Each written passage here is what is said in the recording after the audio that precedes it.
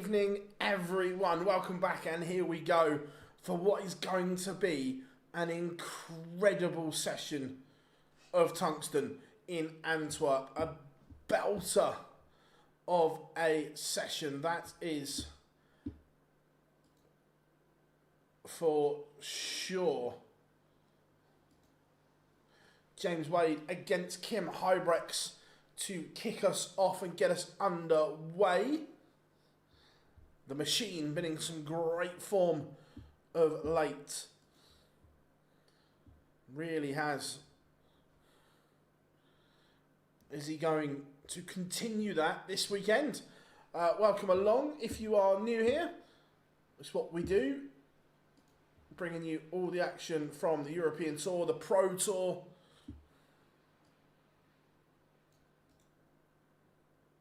As well, Antoinette, how we doing? Marco, Wayne, how we doing, buddy?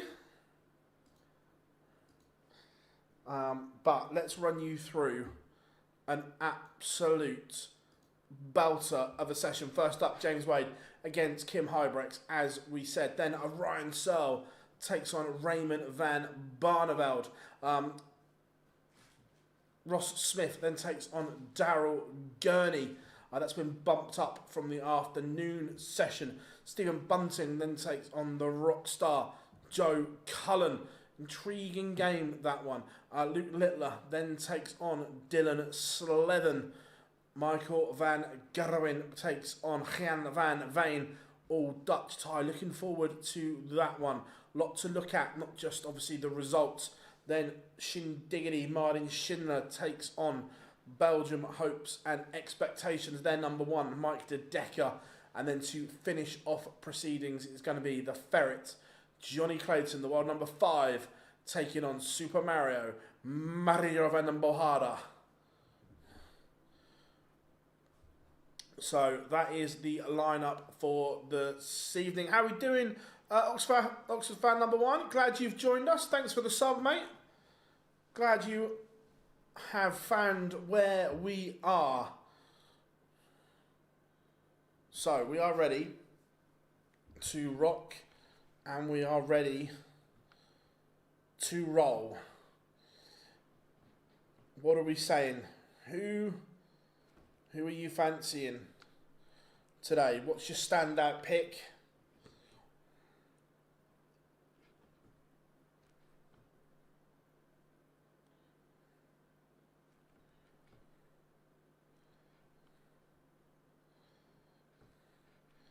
Mr. Brzezinski on stage.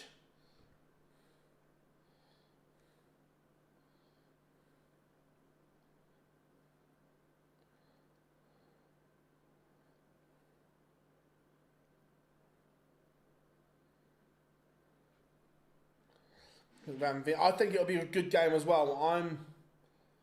I'm looking forward to that.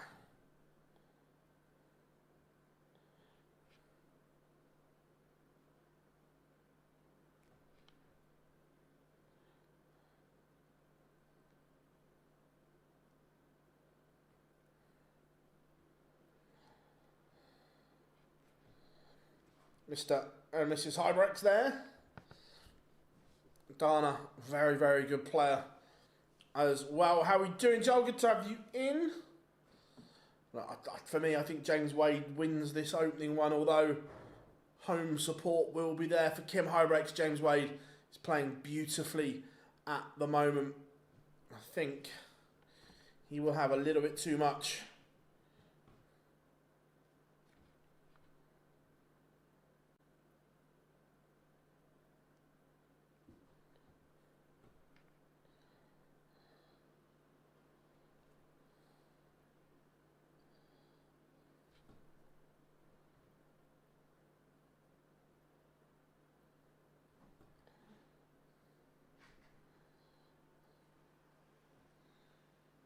How we doing?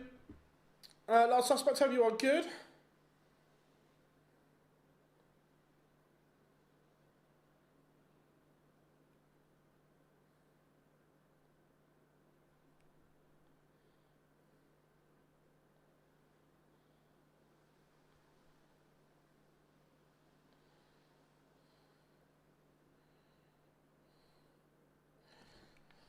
Littler is playing later on in the evening. The machine getting ready to walk on. He has won the ball.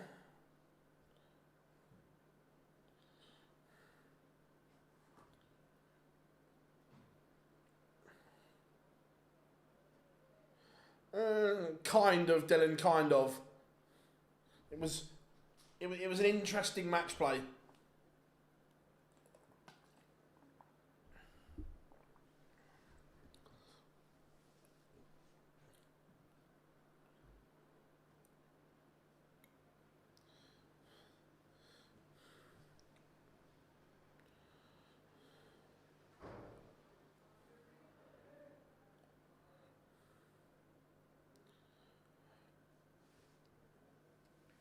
Just out of interest, I mean, do people like them signing stuff on the walk-ons, or would you rather not see it, or would you rather do like Barney did and just hand out pre-signed cards?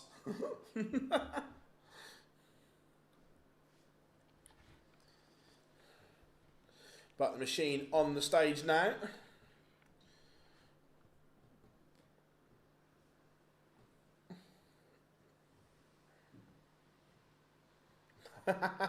So we've got ban it and it's stupid, Fez.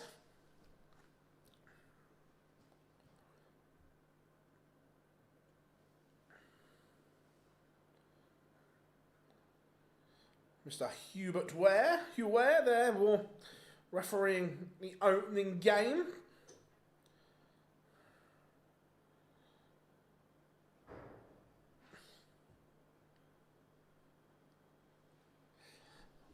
That's the problem though. It's never just one or two, is it? Because as soon as you start doing one, then where do you stop?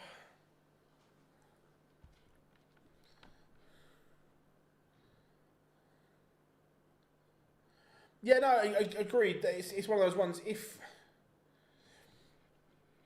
I personally, I would actually prefer it if they went down and signed them after the game. But I know that doesn't always happen and you can't guarantee it. But yeah, I would prefer if they went and did it afterwards.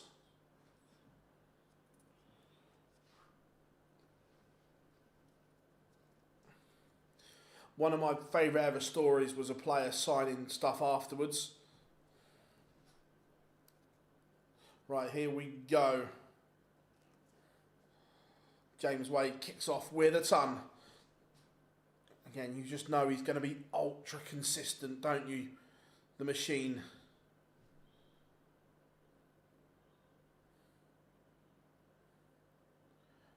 But Huybrechts looks in the mood. Ready to rock and roll.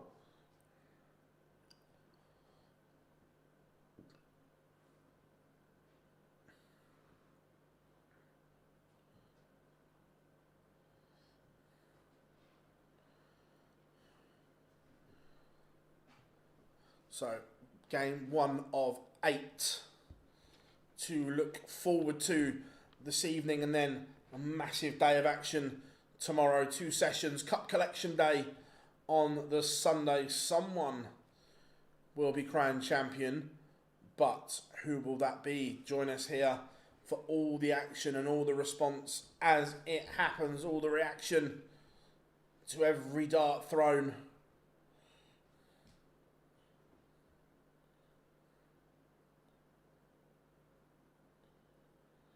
James Wade. His throw is just under a little bit of pressure here. Early doors. Where it was until that visit from Huybrechts. Poor visit. And James Wade, of course, the 136, the tee up tops. Will he get a go? Treble 19 would have left the ball.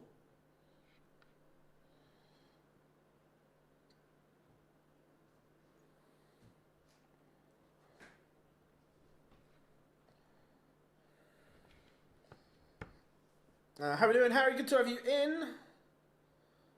And James Wade leads 1-0. Clinical, tops and tens. Wadey's Den.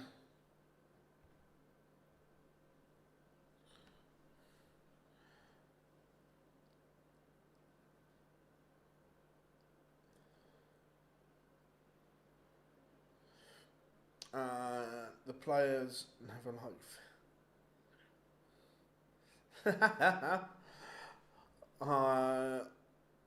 I'm going to need that on the 4-hour drive. No dramas. Whereabouts are you off to?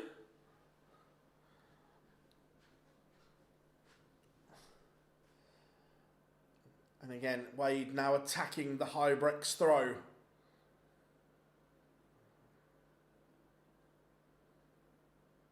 Wembley, nice.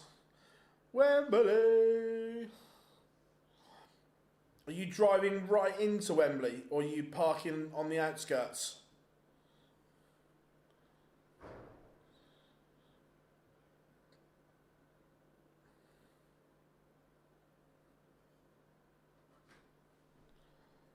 $127 in game, is it? The Hinks? The 127 in game. Not this time, Wadey. Stray first dart.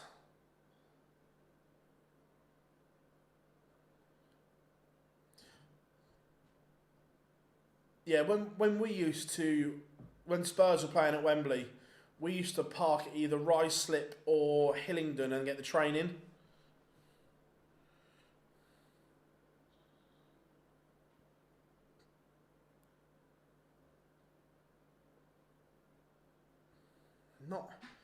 Not convinced that's the right way, James, on 82. I know you like tops, but going the bullseye first makes more sense. But Huybrechts has messed it up, so Wade.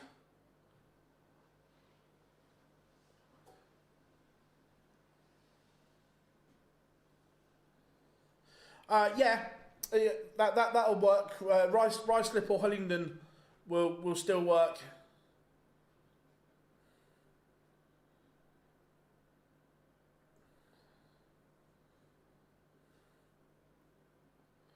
Because I'm guessing you'll come down the M6, M40, M42, M40 straight into London, and Ruislip and Hillingdon are both off the M40. How are we doing, Bob? Good to have you in, my friend. Here we go, 2-0, James Wade. It's a bit of a scrappy affair. Both of them kind of making mistakes at the moment, but James Wade making less of them. 180.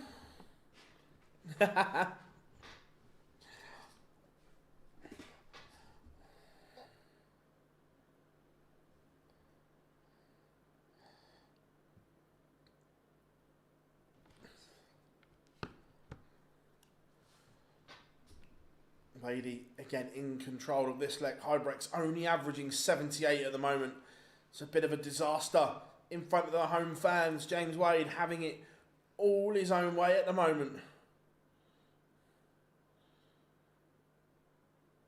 140 only gets Kim back level.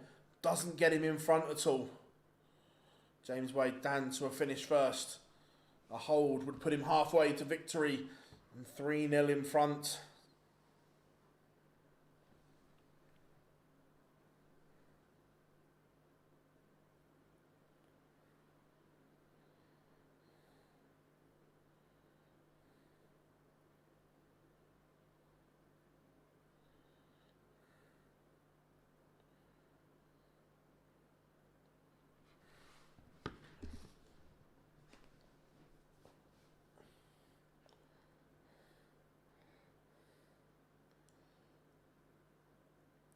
Another treble. This would be interesting. He showed no signs of anything like this and almost rescued it.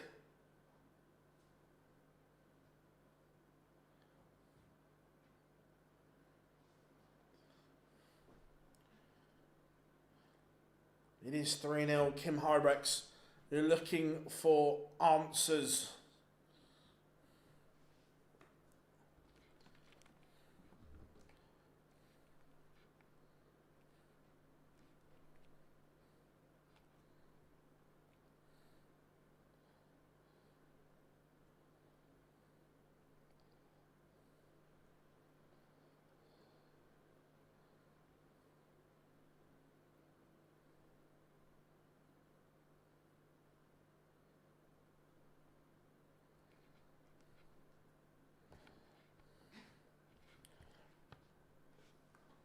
Kim Huybrechts just needs something, needs a foothold in this tie, because at the moment it's all one-way traffic. However, 180, that gets him moving. It's his first max of this contest.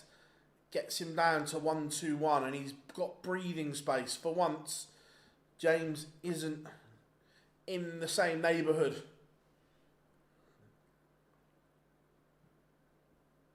Doesn't take out double 8, but will return. That's good from the Hurricane. And for the first time, he's averaging more than James Wade.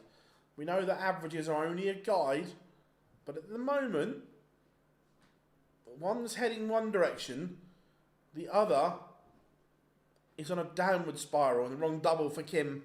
But again, time on his side.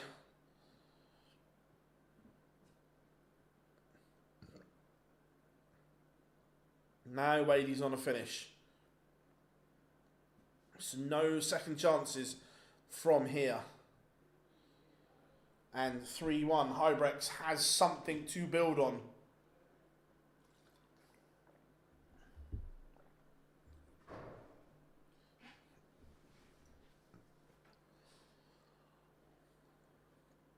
It's an interesting tie, this one. James Wade, although he's winning, it doesn't feel comfortable because of the manner of the performance. James Wade has been playing fabulous this year, but at the moment, that performance just not there at the moment. Look, I didn't watch a lot of it, Bob, if I'm being honest. I watched the first 2 games Thursday night, and then I didn't watch any of it.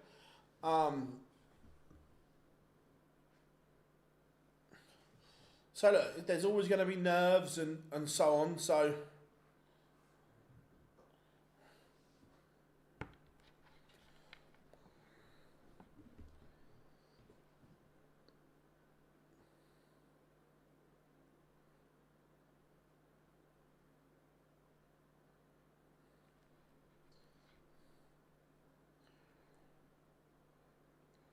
again, Kim will want to try and attack here.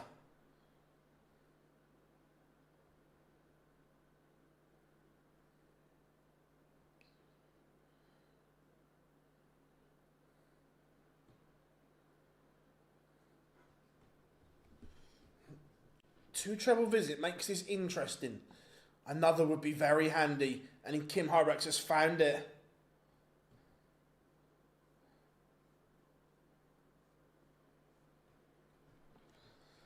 But this would be so James Wade.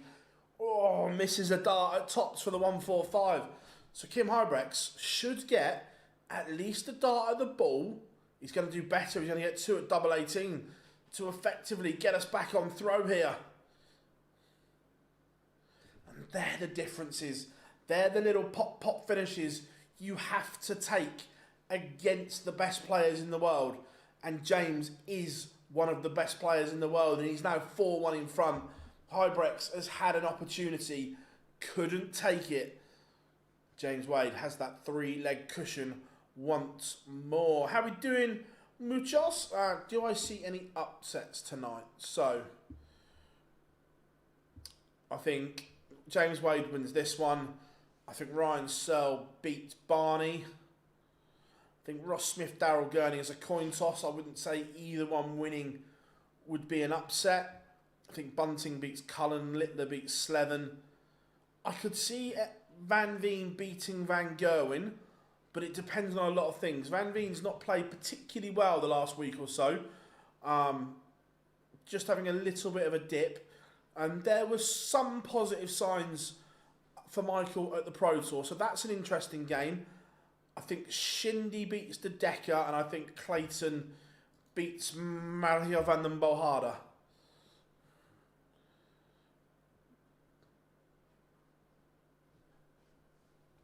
So Wade, a ton would get him to the big fish.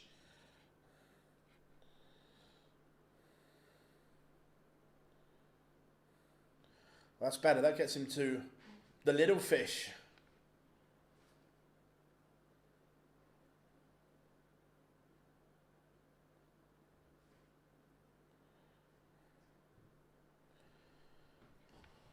Yeah, I think the ferret's been playing really well. This would hurt. Doesn't take it. See, part of me there would have played ultimate mind games and just plonked one in the 10 and said to Kim, I don't think you can take this out. Yes, it's a risk, but it would be a funny risk.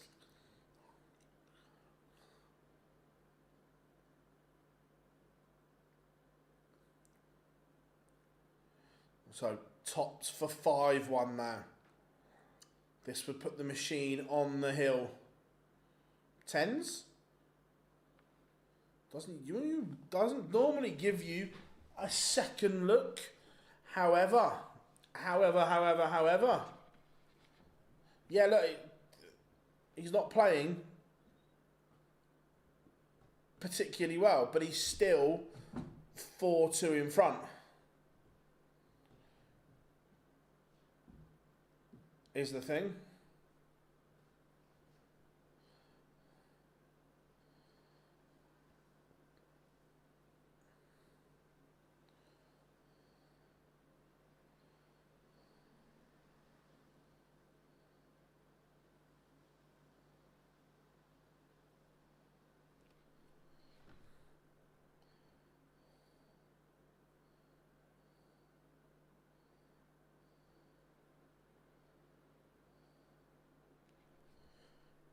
James Wade, again, just being professional here.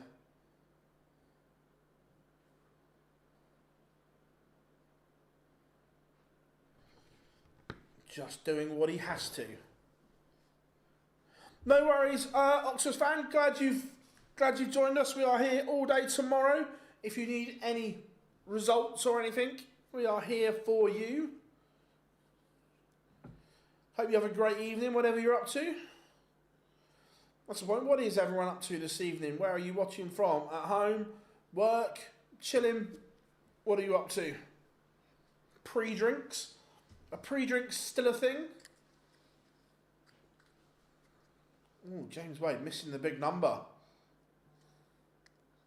Unusual. He's made a bit of a mess of setting that up. But lucky for him, Huybrechts is a million miles away. But not now, he's not, because 180. How we doing, Malachi? Hope you're good.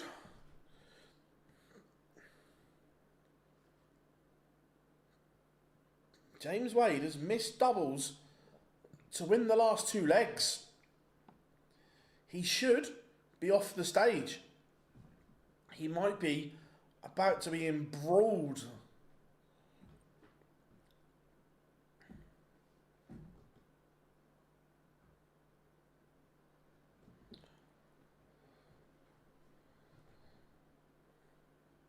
Last start in hand, James Wade is now 1 away from victory. It was getting a little bit...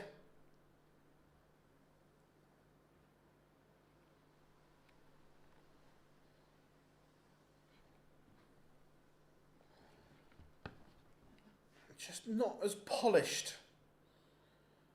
Am I watching the Misfits? Absolutely not. I would rather stick pins in my eyes.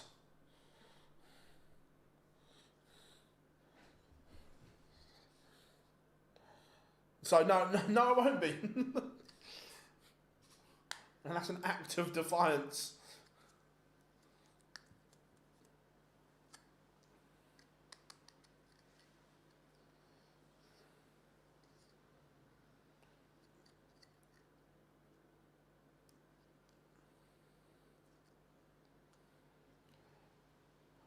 The same as I'm sure someone's going to ask, am I watching the Influence event on Sunday? And the same answer.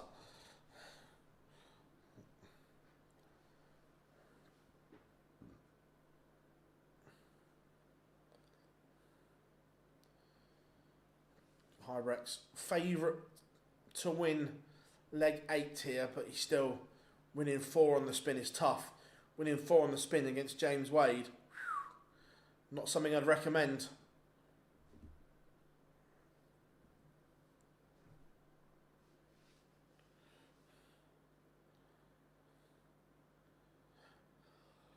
I am looking forward to Canelo Crawford. I think the size difference will be too much. Look, Crawford is outstanding, but I just think by the time they get in the ring, Canelo's going to be somewhere around 180, 185 pounds. I just think that's too big. Kim Huybrechts clinical there in the moment, but James Wade has the darts here.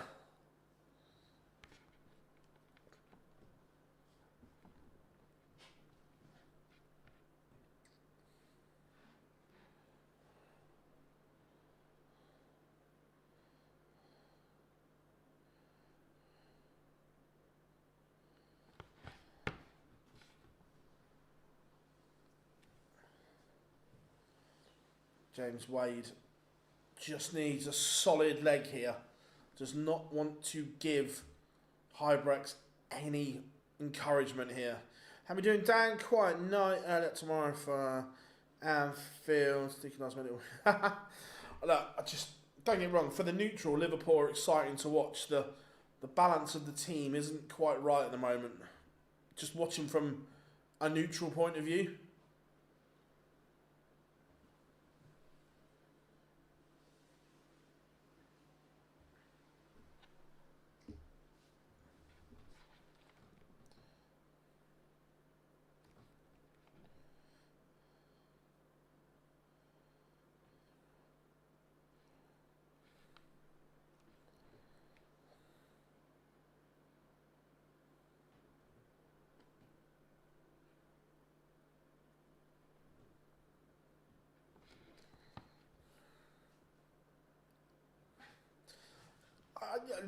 It's not just for us that they're obviously good players, but just work. There's a lot of work needs to be done.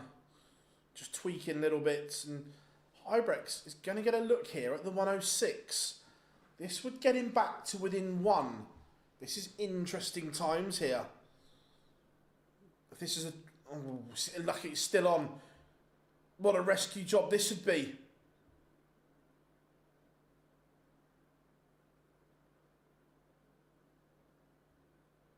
I was going to say, after an awful first start, that would have been some rescue. But you do not get second chances when James Wade is in the house. 6-3 victory for the machine. Look, we know he can, and we know he will play better. But for now, James Wade is safely through. However, everyone, we know who's coming next. Are you ready? Sound the alarm!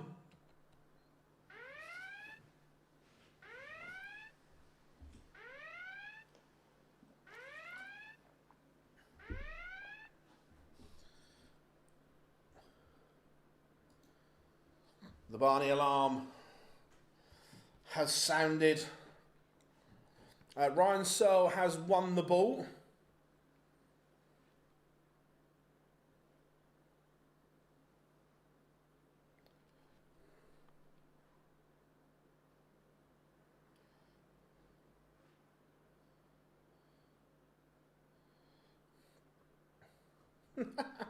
What a little dig from Garnacho. Obviously, he's just signed for Chelsea. This is the best club in the world. This is special. Nothing like a little dig at United, is there?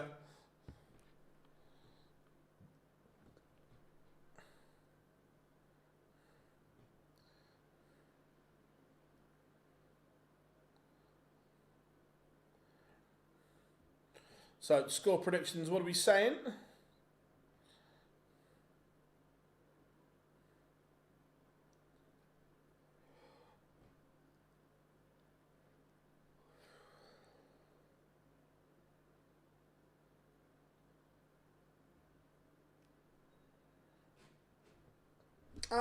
Yeah, I think he will.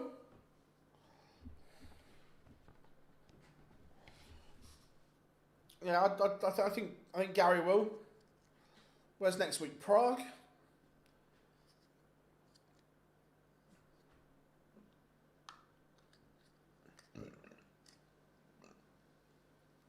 Does Barney have any Dutch MBE? I'm not sure, is the honest answer. I'm not sure what the equivalents are in Holland and so on.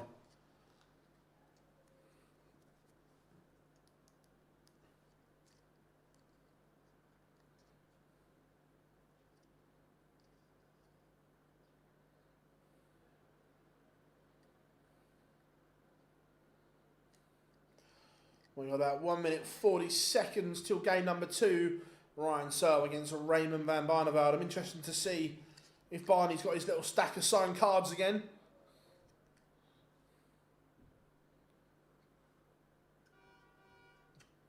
No, not today.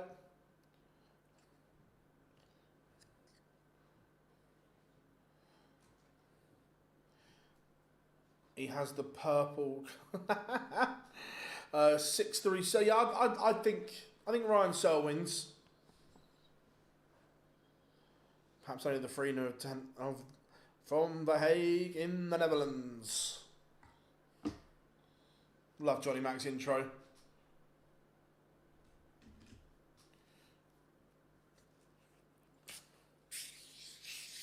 Under a minute now till pictures return.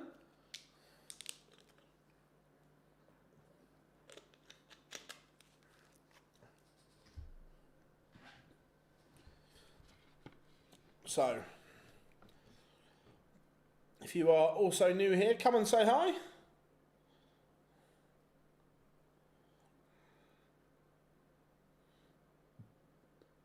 Always a pleasure to meet new people in our chat room. The best chat room in darts.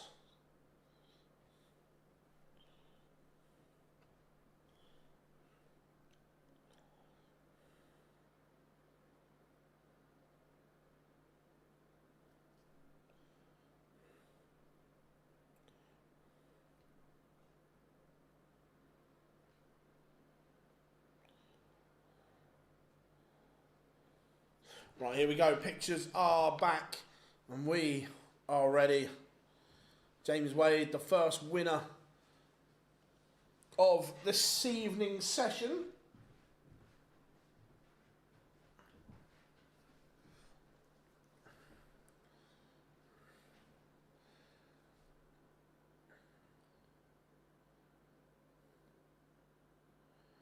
The crowns and numbers are a new feature on YouTube, and it's the top fans in the chat for this particular stream.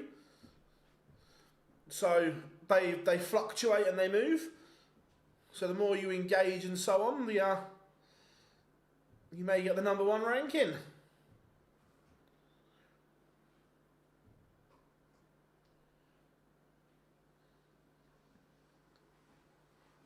So Searle, the number 16 seed, he moved up into a seeded position due to the pullouts.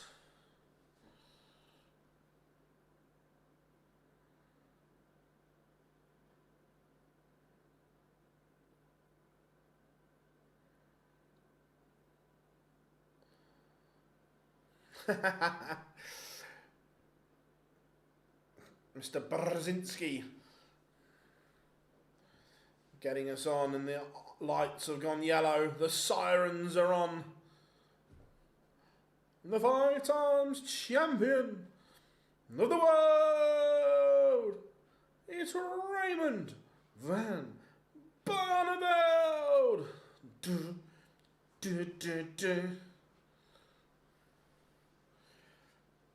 I know these walk-ons too well, I think. Seen too many of them. To be fair, I remember his last one in Ahoy was good.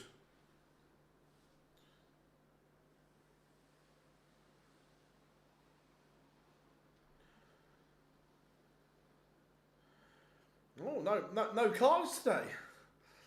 He didn't stop, he didn't sign anything. How are we doing, Daryl? Good to have you in. James Wade, very, very scrappy game, but the classier moments come from Wadey. 6-3 win. Oh no, he's just given the security guard some cards to hand out. So he did have them. with his little wash bag on stage.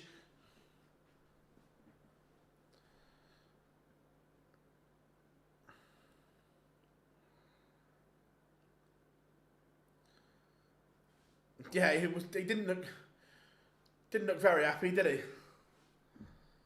I agree.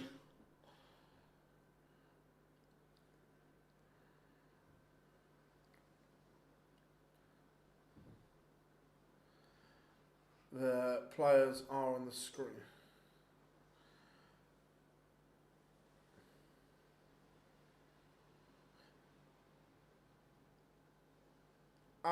Yes, they are, mate. It's a packed session. How are we doing? Unknown. Who's the next match? Next on is Ross Smith and Daryl Gurney. How are we doing, Jonny? Yeah, he's gone for the 4-0 Warnock, handing them out.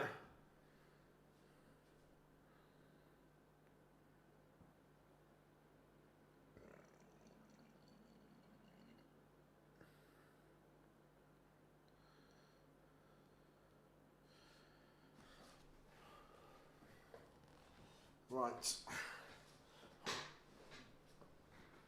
Let's get this show on the road.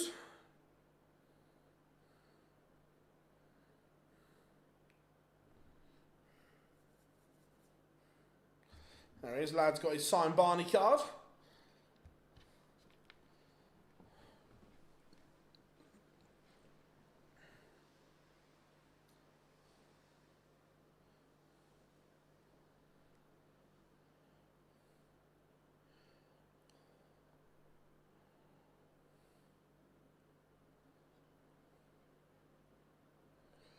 So, Barney was okay yesterday. Will need to be better today, though, you feel? Ryan Searle's a really good lad. Really, really good lad.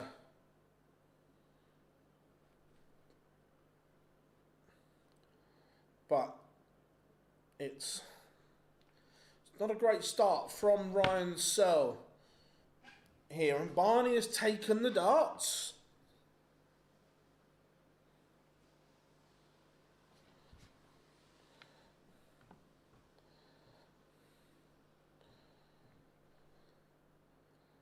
Barney leaves 71. Ryan Searle not on a finish.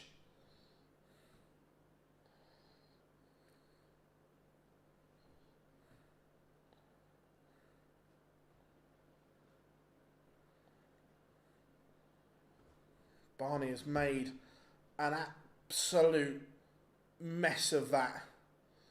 Not even to get a dart at the ball from 71.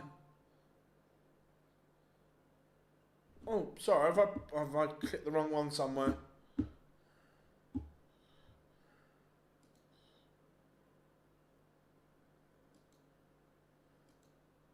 There we go. Barney does take the opener. Again, a very, very off leg from heavy metal Ryan Searle. He's not at the races yet.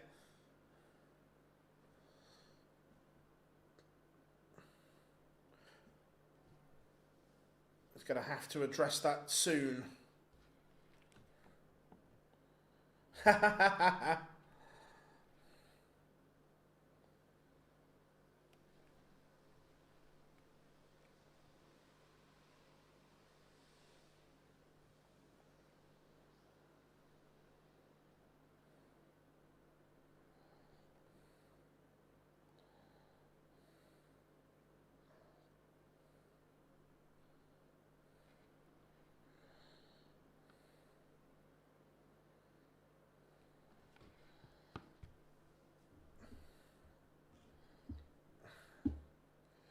Who's playing after Bunting? Right, so the order of play for today, or tonight, is as follows. James Wade was on first. Then this game in process now. then we've got Ross Smith against Daryl Gurney, Stephen Bunting against Joe Cullen, Luke Littler against Dylan Slevin, Michael van Gerwen against Gian van Veen, Martin Schindler against Mike de Decker, and then Jonny Clayton against Mario Vandenbogaerde. 2-0 to Raymond van Barneveld. This is better from Barney. 180.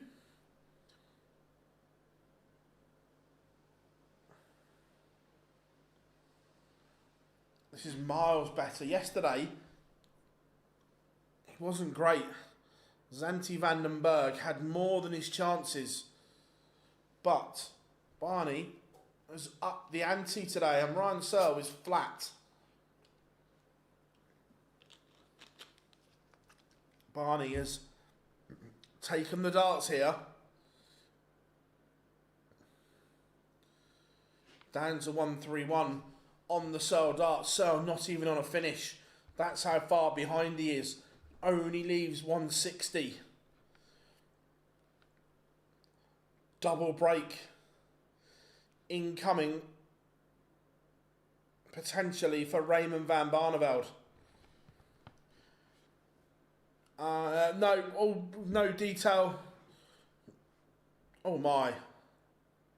His missed tops were a 160. That would have been a way back into this tie for heavy metal. Oh my, wrong double. Is double 15 going to come to his rescue? No, it's not. How big is that moment? It's only big if Searle hits. And he does. It's an unexpected lifeline for Ryan Searle.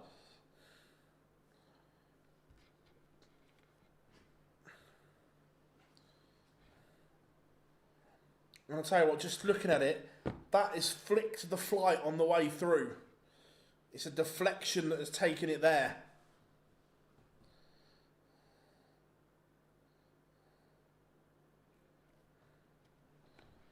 But Barney not letting it affect him. Still flooring well here. But Searle is just getting better.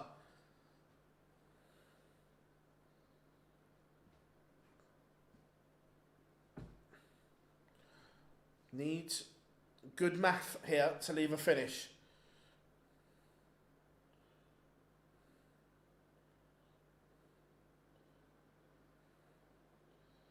Eighteens is the correct route, but needed another. So Barney down to 78. Ryan Searle would love a 136 to leave tops. There's your 136. There's the pressure. Barney may only get one dart. 20 in tops. Tops, this is huge. That's very good. Very good from Raymond van Barneveld. A little pop finish when Searle applied the pressure. It's all right doing them when your opponent's not on a finish. But when your opponent has just hit a 136 to leave tops, that is very good from RVB. 100% James. Ryan Searle is seeded 16 for this, but he was elevated to a seed because of the pullouts.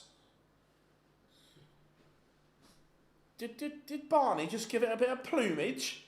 Did he just leave the arm out?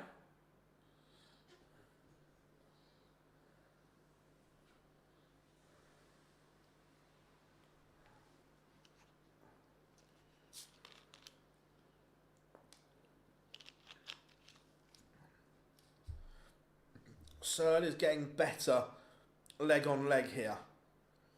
But the question is, can he break back? Barney has done the hard work and broken the Ryan Searle throw.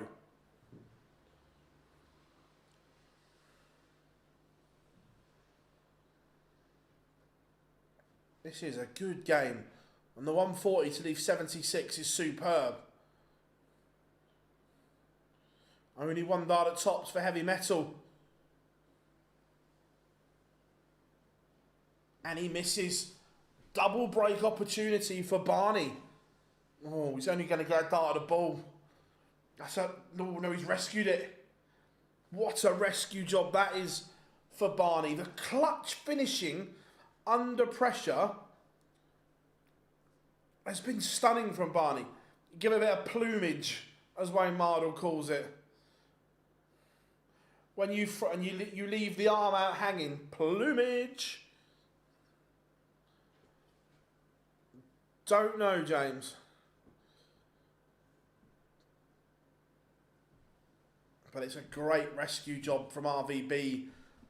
It's a double break now. He is in dreamland. Didn't see this performance coming from Barney.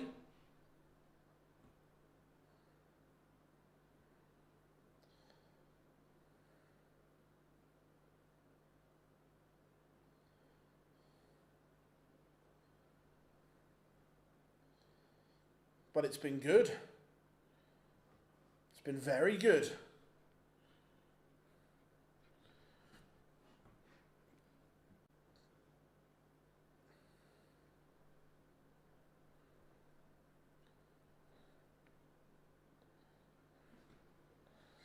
It's a slip from Barney.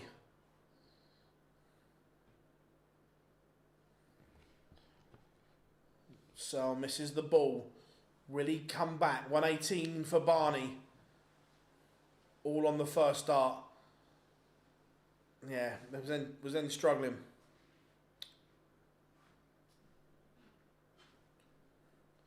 So Ryan Searle to tidy it up. 17 for double four. Back to 2-4. That is one break back. But it's still advantage Raymond.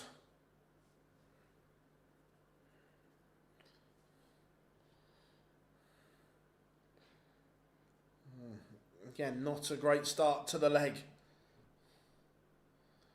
from Heavy Metal.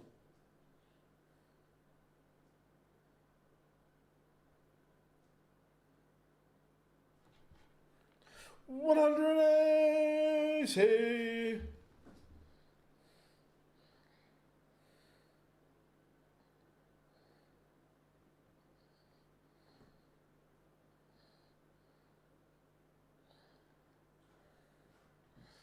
But Barney is sticking with him.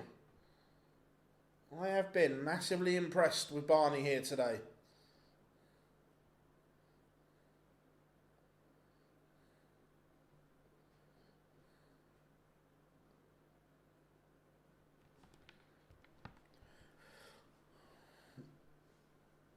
Yeah, agreed.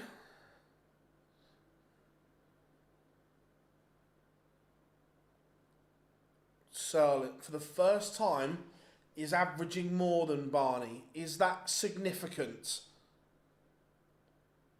Ryan Searle, too accurate. Hit the ball, I'm wanting the 25. Now this would be a roof raiser from Barney. This would have the place on its feet.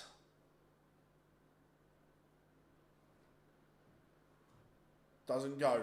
So Ryan Searle, the double he hit in the last leg, and he's found it again. He is back within one. Barney's average is just heading the wrong way. For 7 legs, he's been outstanding. That average has dropped below 95 for the first time. Is he feeling the pressure? Maybe, but Searle starts poorly. That gives Barney some breathing space, some much needed breathing space.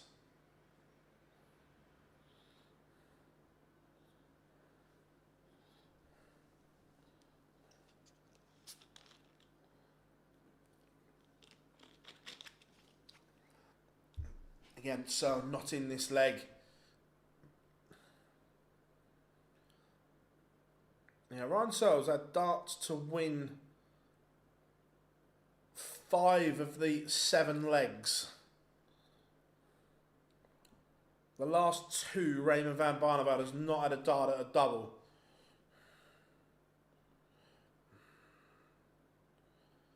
Needs another treble for me. Finds one. He's back in this leg all of a sudden. 92 for Barney. That's a wicked first start. That's class. Again, under pressure, those little combinations have been vintage Raymond van Barneveld. They really have. Ryan Searle will have to win 3 legs on the spin. Otherwise, it will be the legendary Dutchman.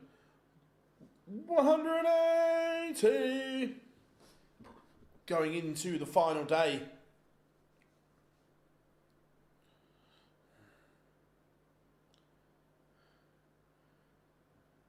Who's Dave? We talking about Dave Chisnell? Then yes. And we get a little celebration from Barney. I like it. 140 from Searle gets him to a finish. Tense moments here.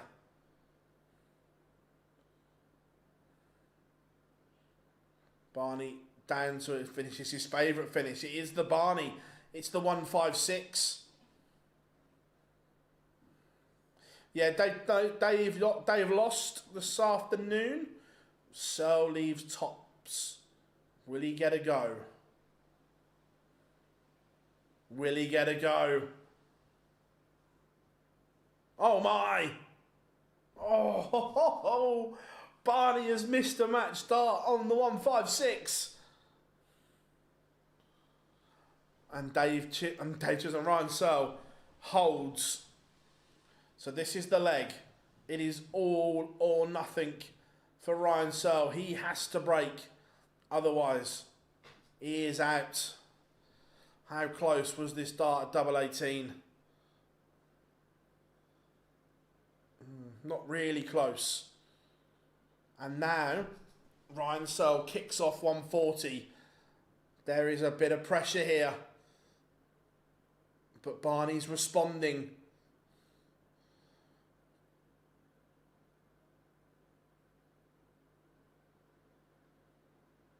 Oh my. Oh my. The pressure is coming. 180. Searle is going to get a chance to break here.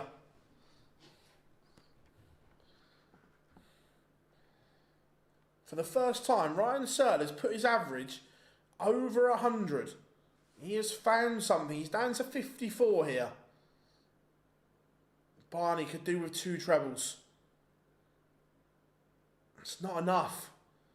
Not enough. So Searle, is he about to go favourite for this tie? Because that is an exceptional 11 dart hold of throw. 5 all. Game on. The last 2 legs, Searle has been class. And then he kicks off 2 trebles as well. The average is 101. Barney averaging 96. This would be heartbreak for Raymond van Barneveld. He missed a dart at double 18 at the end of a 156 combination to win the match. Oh, I like that from Searle. I like that. Not a proper fist pump. I've just broke, walked back down the hockey and just put the arm there kind of thing. Know your place. I like that. Statement. Shitehousery, as we call it. And I tell you what, he's on 90 after 9. The average is up to 103. The last 3 legs have been mind-blowing from Ryan Searle. Absolutely sensational. But he's making a mess. Treble 15. Not sure he meant to leave 38. But he's on a double. Barney needs a treble to leave a finish. Leaves it. So, does he go straight for it or does he split? Straight for it. Missed. Double 8. Misses. Ryan Searle has now had 2 match starts. Barney, over to you. All on the first start. If it's hit and it's stood upright, you follow it. But no treble. Ryan Searle has missed 2 match darts.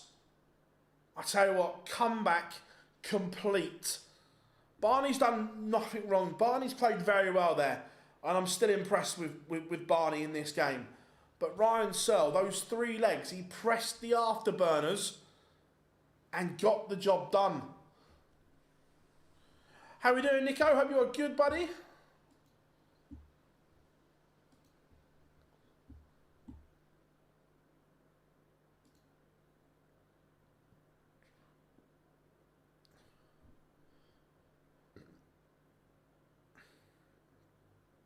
Barney's done nothing wrong there. He's played really well.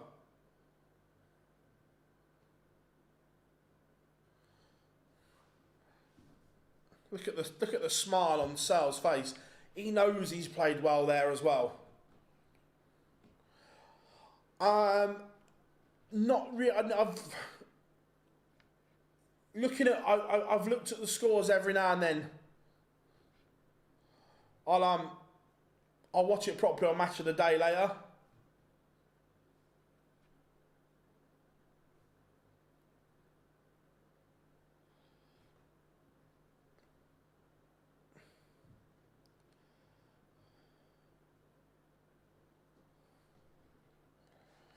Ross Smith has won the ball against Daryl Gurney.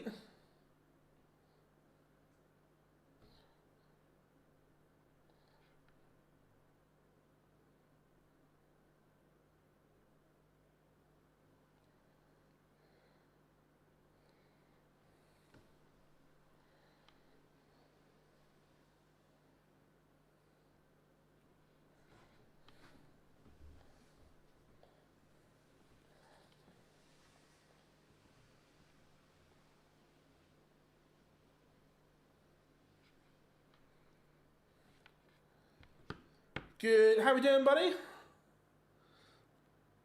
To be fair, I've seen the score, Glenn. I haven't watched any of it. Apparently, we were a bit toothless today.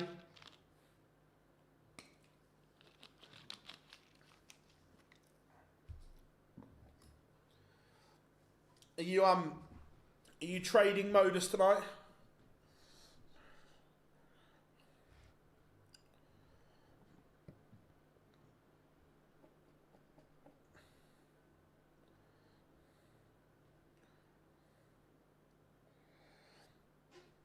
So, Ross Smith against Daryl Gurney. How are we doing, buddy? I am well. How are you?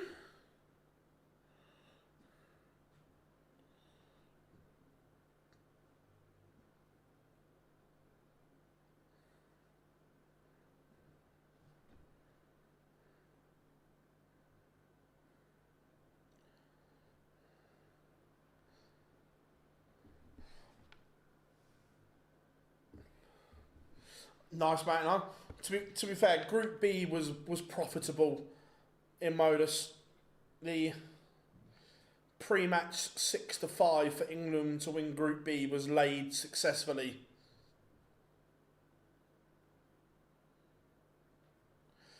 I don't know. I think it's a very close game to call, this one. I don't think there's much in it either way.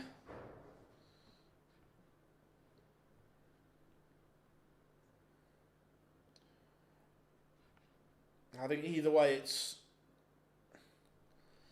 close.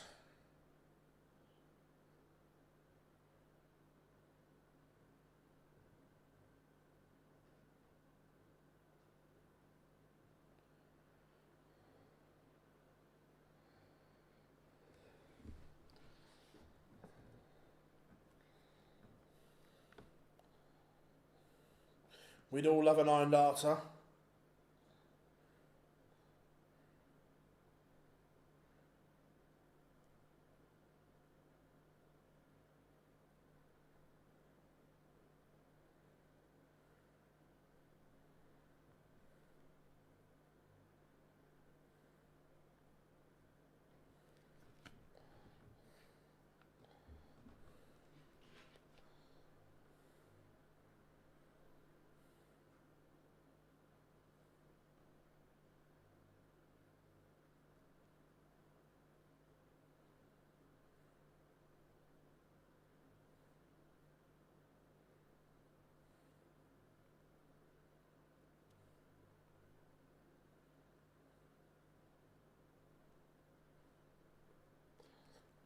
Right, pictures are back. Ryan Searle's front 9 average of 111. That's very good.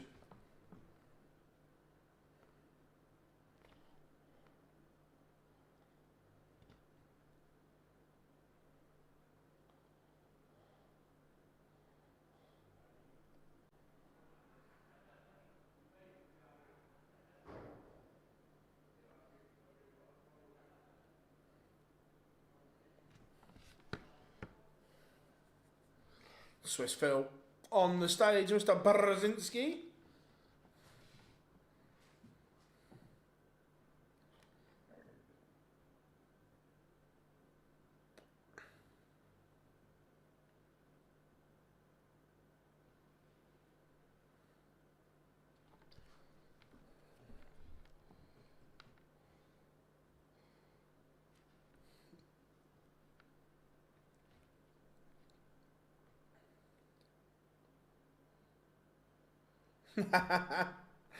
Ouch.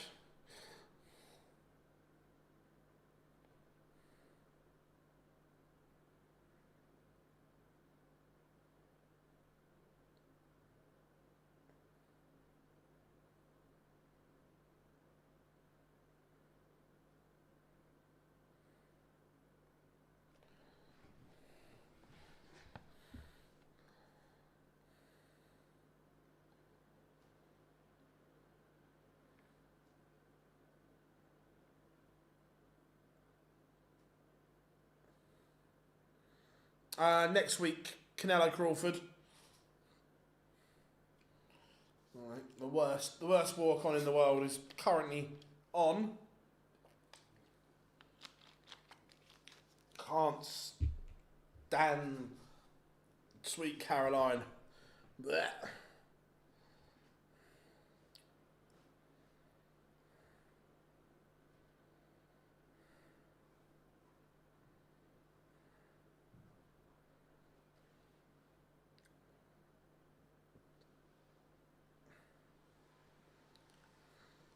No dramas. So, buzzing to here. Can't wait. Just shit, isn't it?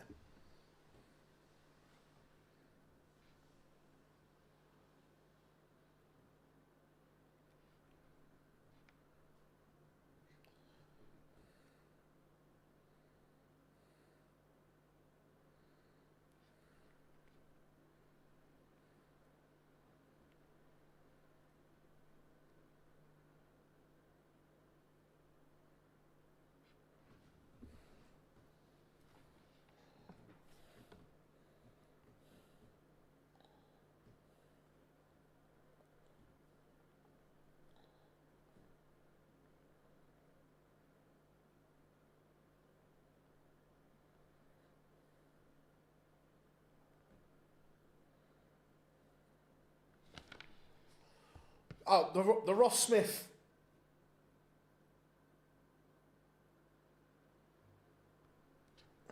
The Ross Smith walk on is up there.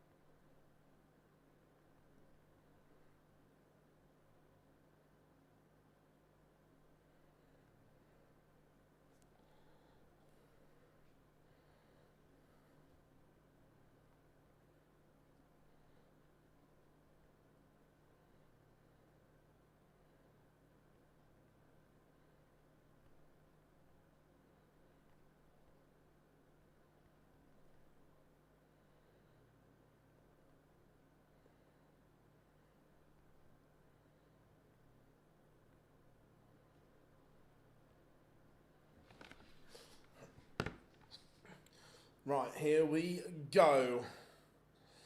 So I'm just talking to a current PDC player trying to sort out when he can come on the live lounge at the same time. Multitasking.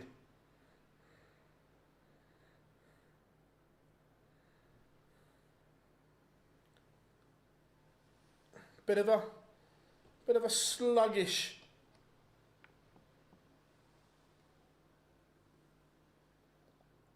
start from both here.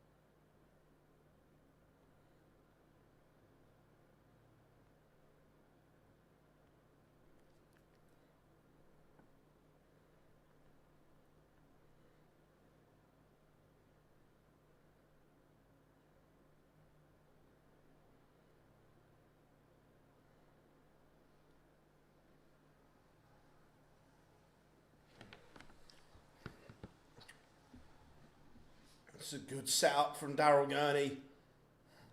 It's a very scrappy leg one. But Ross Smith, will he get one dart? Will he get two? He's going to get two at tens.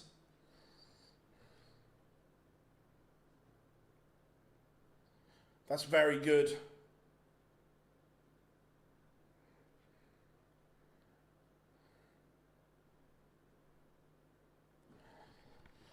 MVG has most 9 darters, 24. He's surprised. Nice pull, nice, good stat.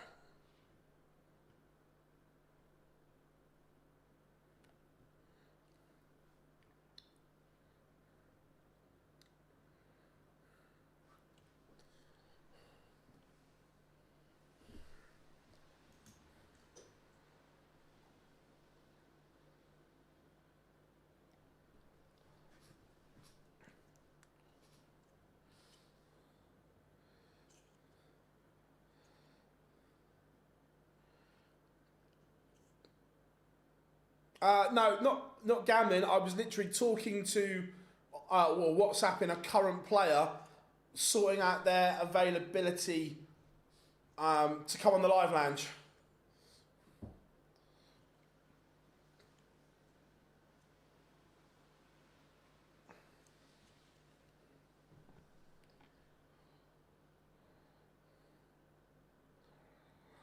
$180.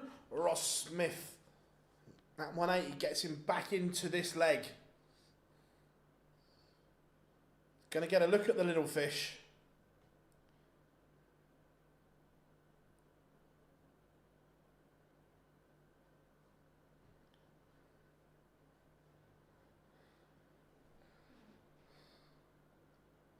How are we doing? Katrina, good to have you in. I am very well. I hope you are good. And we are level 1 apiece.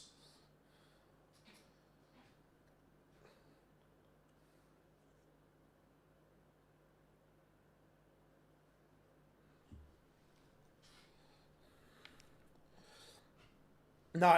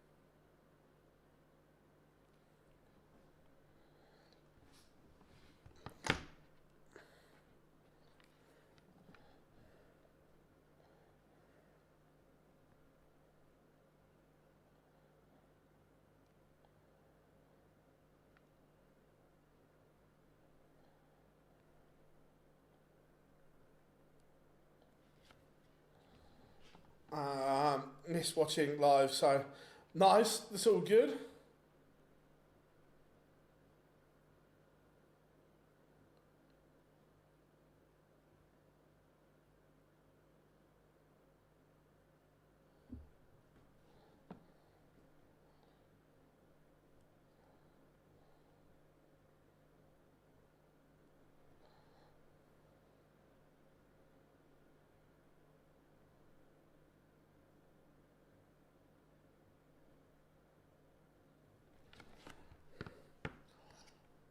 Good stuff, I know, and we like it. Daryl Gurney has broken.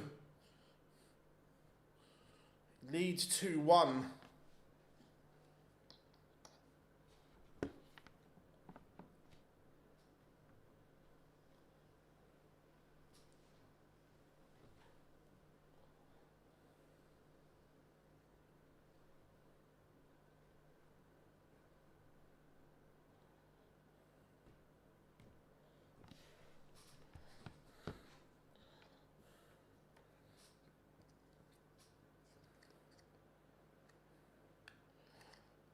Looks like we have just confirmed a guest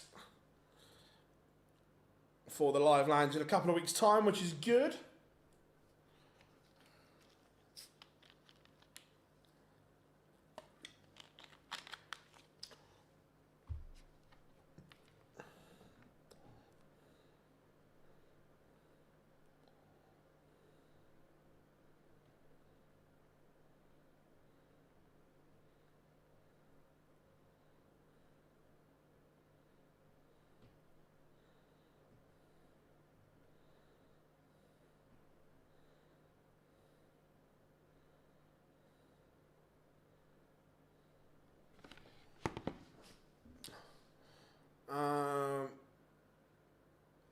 The crown is top contributors to the chat. It changes throughout.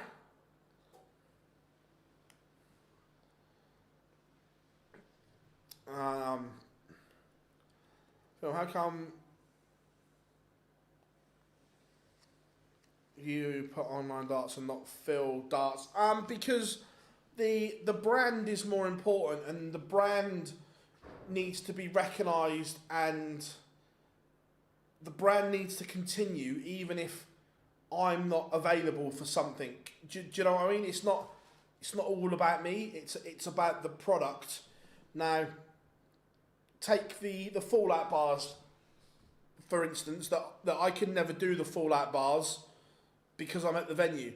So it's about the brand, not me.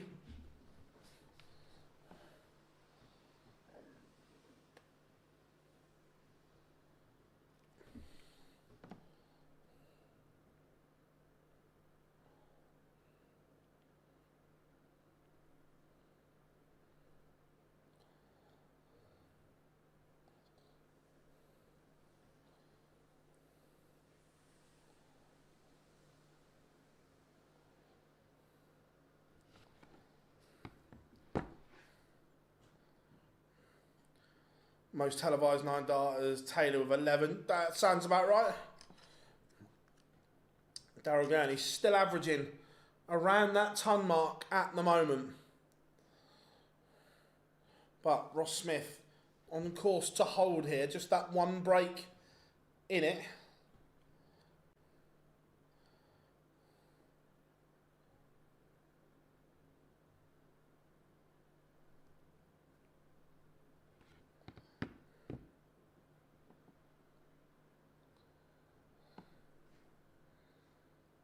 So 60 for Ross Smith to cut the gap.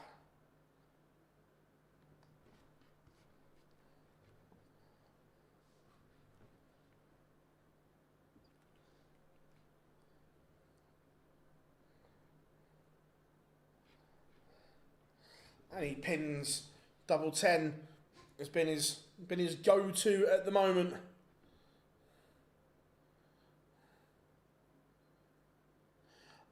Age has a lot to do with it.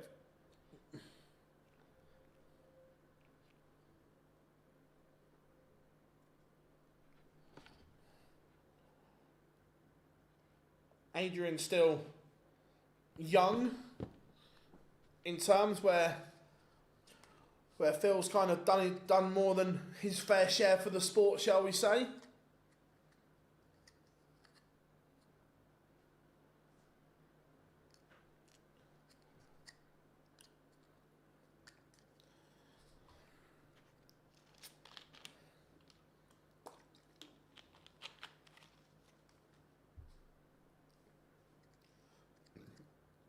Couple of trebles here, and there's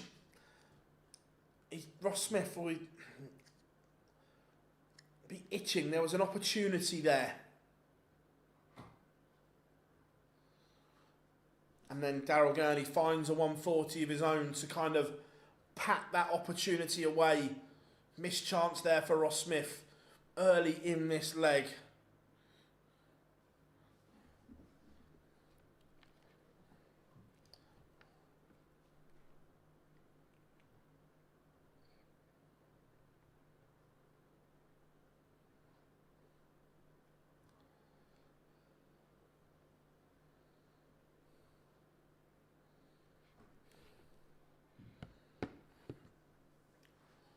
Again, a 140 for Ross Smith here would be handy. Again, there has been an opportunity here. An opportunity that's not been taken. Last fact, Michael Van Gerwen, first player to throw a 9 darter that did not start with a 180. I love that, Paul. Love that. Love quirky little stats like that. It's still raining now as well.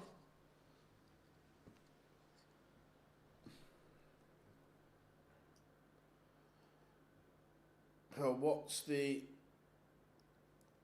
4-2 Daryl Gurney now. Gurney averaging 94.88. Ross Smith 78.56.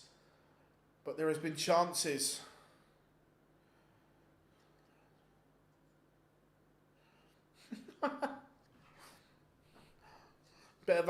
bit of misfits boxing going on. It's not raining. Ryan, whereabouts are you?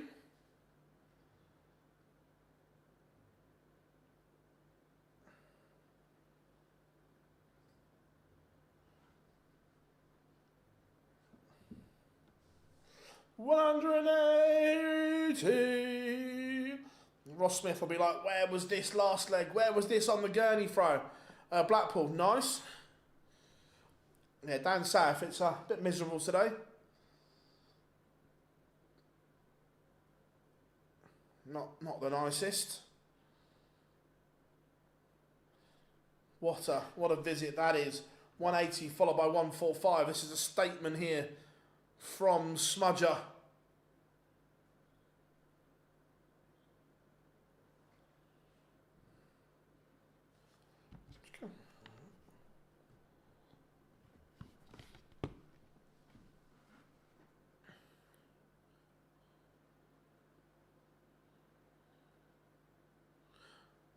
Ross Smith. Let me trying to get a close up of the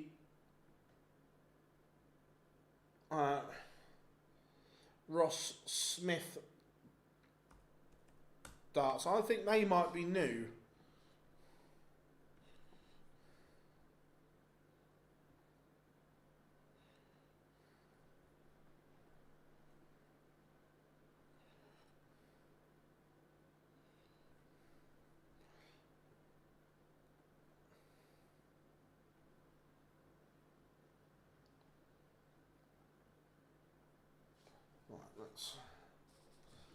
Let's get the old. Let's get the old screenshot ready to go.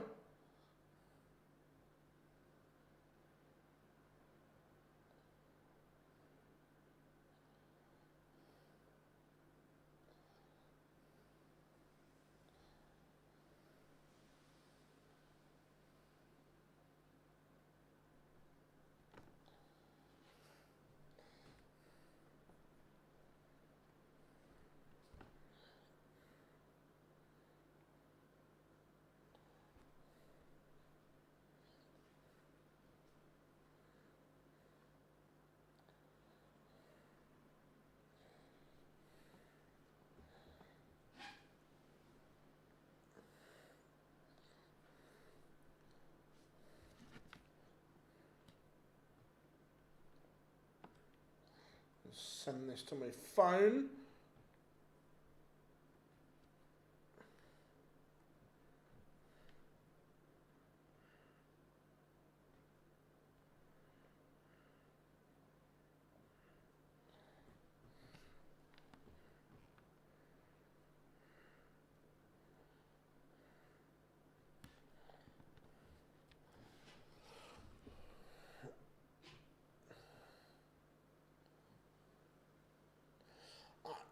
And it is level 4-4. He has broken.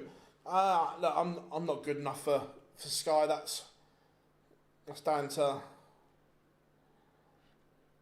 them boys. The Sky lads are incredible and do an amazing job. Ross Smith. Is he favourite again now?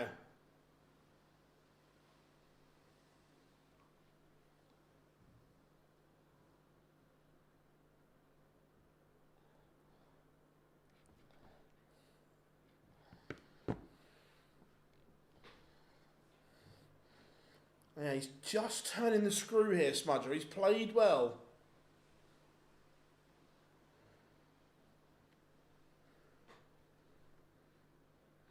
And we get a celebration from him as well.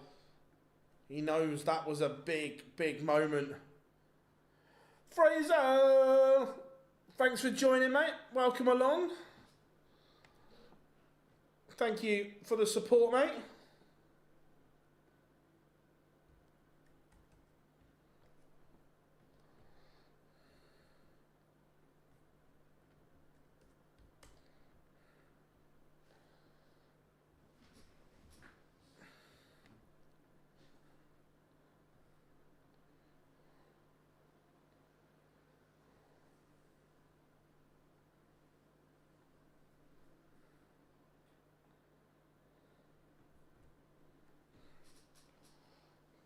$52 for Smudger. Daryl Gurney was cruising along, averaging a ton, playing extremely well.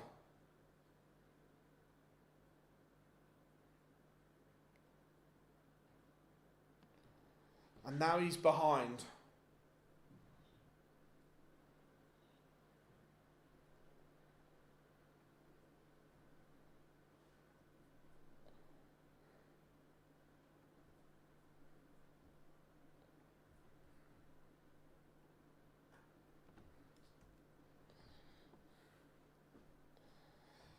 Cheers, buddy. Thank you very much, Fraser. Pleasure.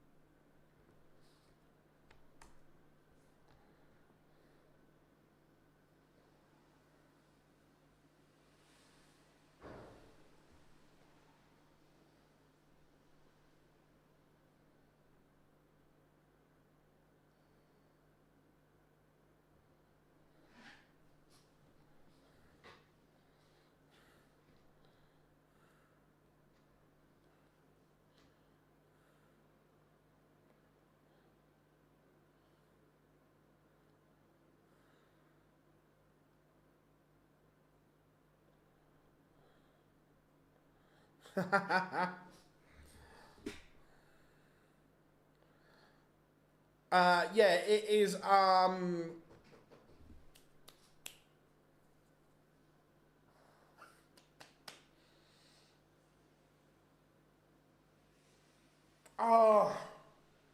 Comes from Swindon.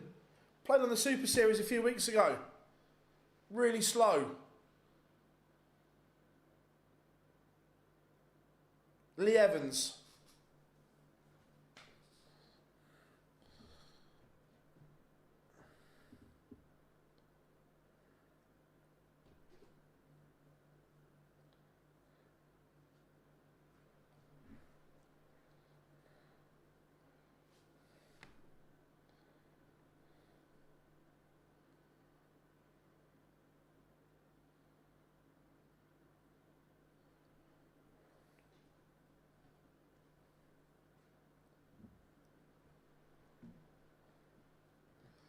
And Gurney sends us to a decider.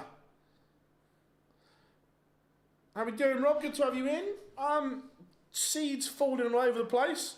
Ryan Searle put on a little 3-leg blitz to come back against Barney.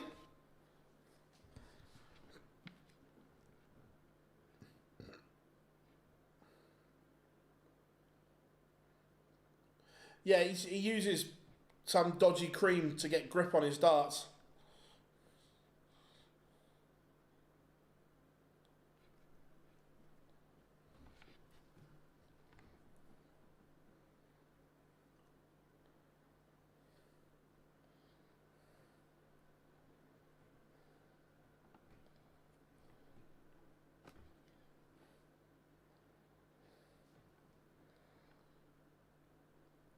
Whitlock uses a...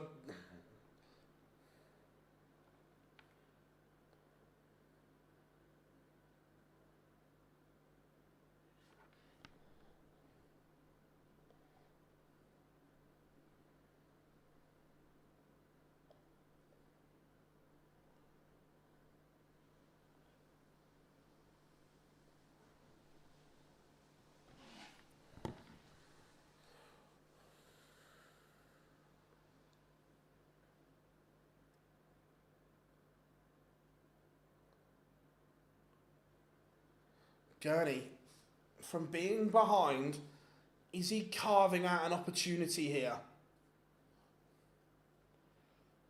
He is. This game has flowed one way then the next, but Bullseye to win it. He win it. He does a 1-2-1 finish with Daryl. Gurney completes the comeback. Look, it was a very, very up and down game.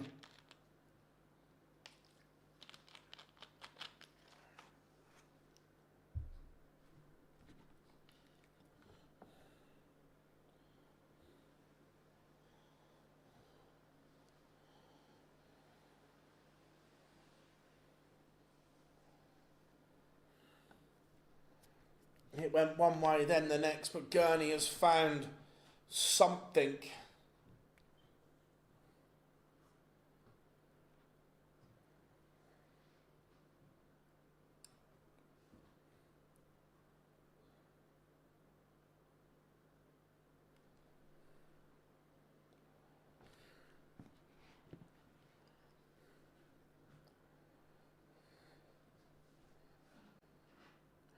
Got a bet on for every first leg of the match not to have a 189. So that's quite a popular one, to be fair. It just goes wrong if Littler or Van Gerwen or Humphreys goes berserk. Right. Coming up next, it is the Bullet. Stephen Bunting against the rock star Joe Cullen.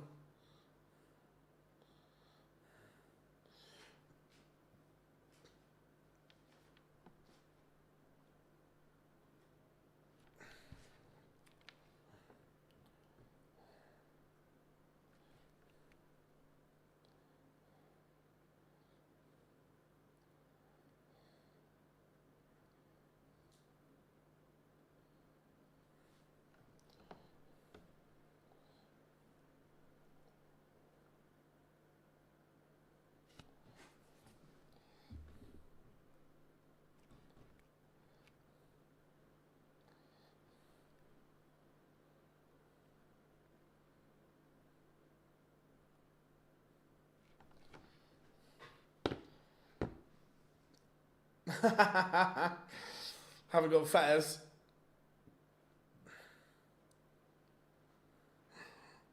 Oh, I don't know if I love Stephen Bunting, but I'm done in with a walk-on.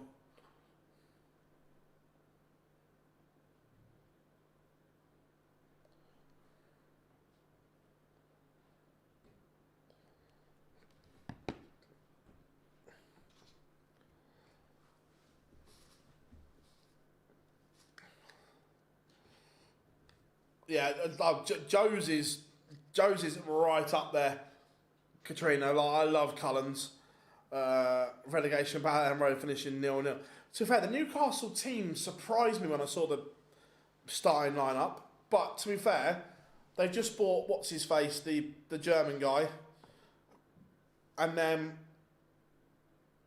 I find it funny how Strand Larsen wasn't available today. All of a sudden. Tomorrow night and Monday is going to be off the chart. There is still some big deals to happen.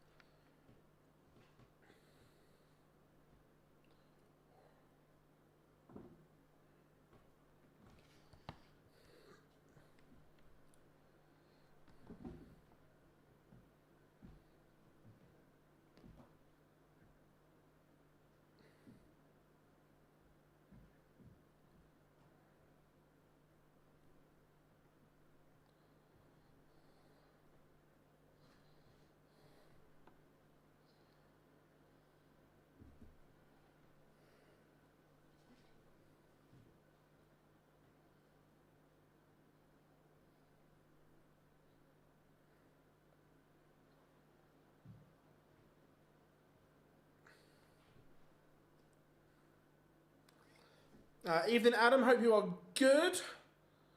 I don't know. Has Searle done enough to qualify for Blackpool yet? Gave my wife 2 weeks. Love that, Mike. Love that. Wisser and Larsen not played as heads turned, but got us being. Like it's going to be mad. Like, I think Newcastle do end up with one of either Wisser or Strand Larsen, and then it's just a case of, do Liverpool stump up enough money to get Isak? I think you're going to have to stump up around 130, 135.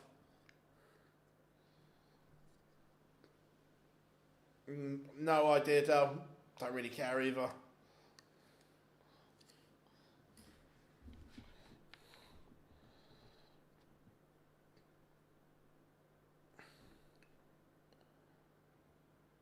Phil, what does the Sky do? Basically, it means the Sky have got exclusive coverage of those events until 2030. Liverpool officially bid to not have a. I saw they've offered, is it 35 million for Mark Gahey? Oh, Cullen's is stuff legends are made of.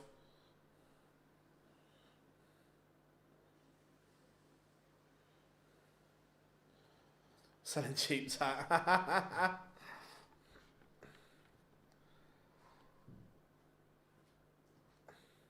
I have no idea.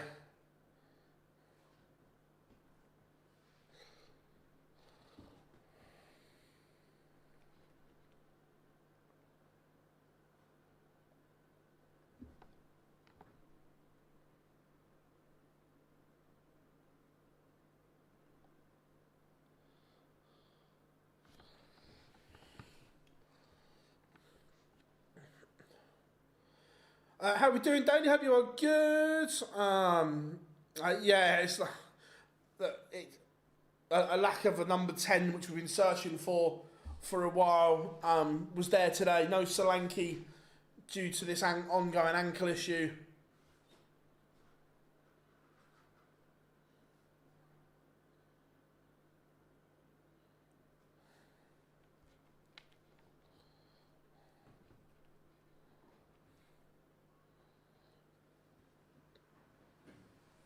Cullen is on stage.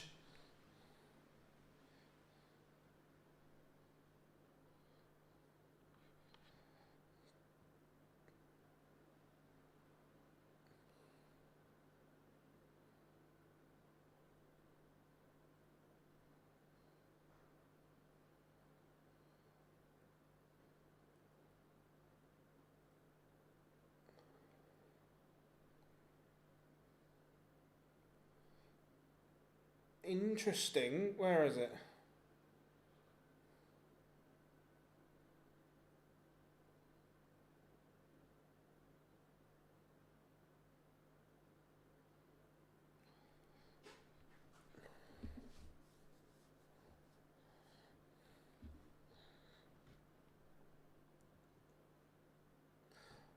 To be fair, I think just that he may come good, but Newcastle may have dodged a bullet by not getting Šeško.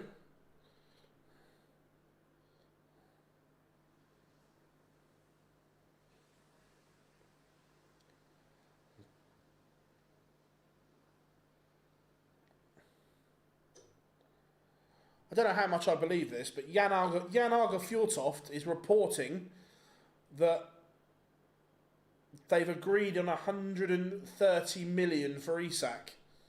Wowzers.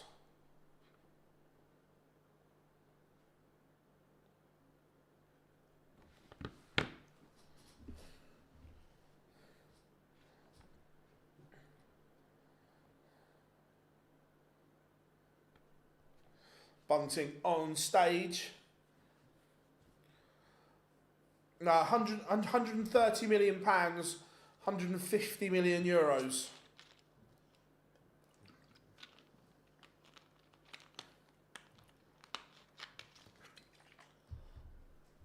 Still wowzers. That kind of money.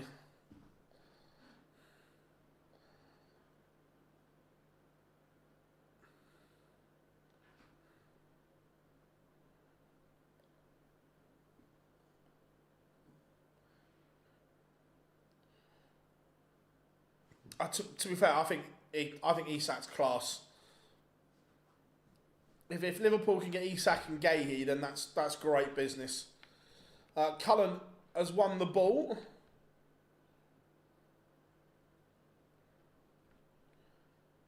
Does Belgium have its own league? Darts? Yeah, there's loads of local stuff.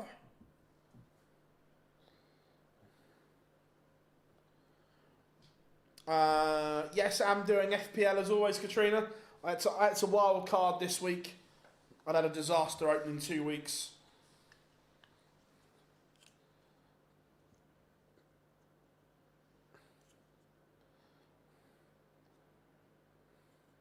Adam Wharton is class. He is so good. Yeah, there's no way Palace keep him next summer.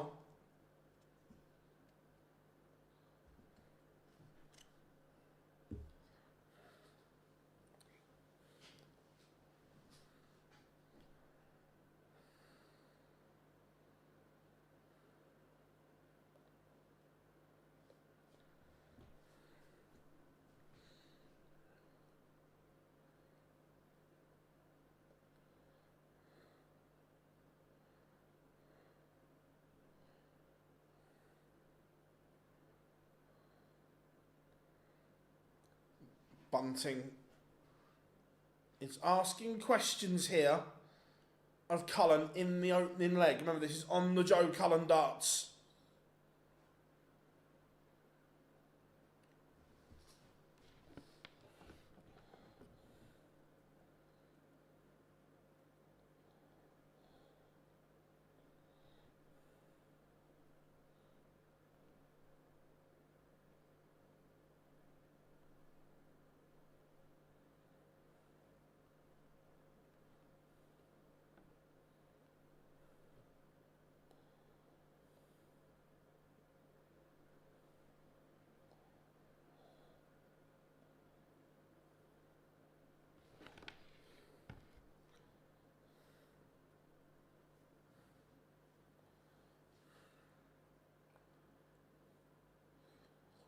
Bunting breaks in leg one. Cullen didn't get near the fish.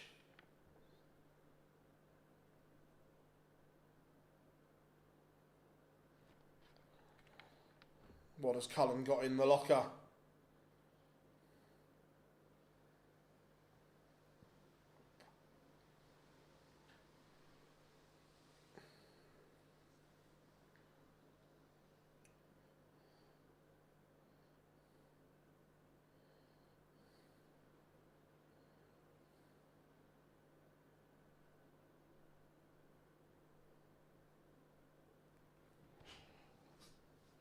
Bunting averaging 111 at the moment.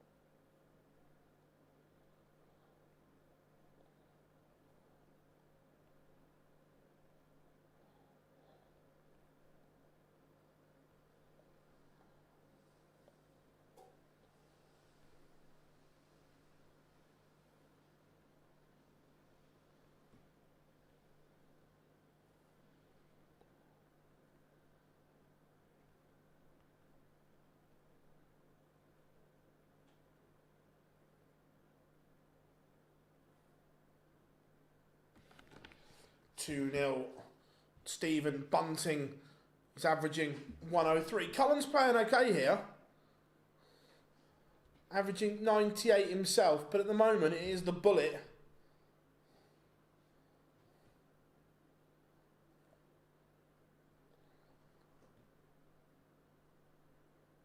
that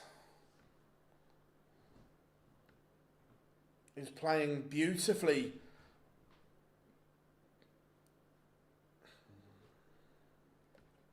Can't say nothing to see here.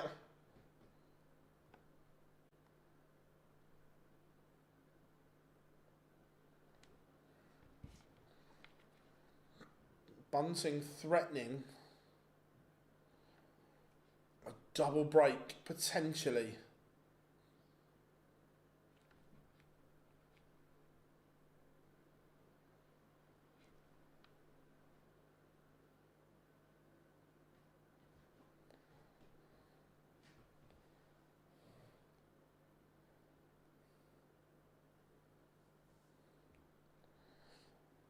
Yeah, 100% Glenn. Especially I was a little bit worried after the match play and the World Series in Australia and New Zealand because it didn't quite click for him at the match play. And I know he won a couple of games, but it wasn't free flowing. It seemed hard work, but he's putting out right now, averaging 109.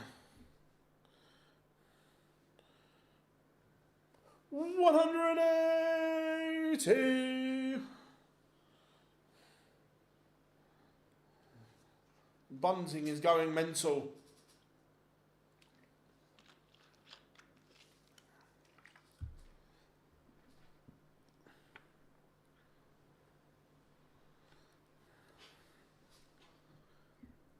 Yeah, it just all looked... It just all looks hard work in Blackpool for him.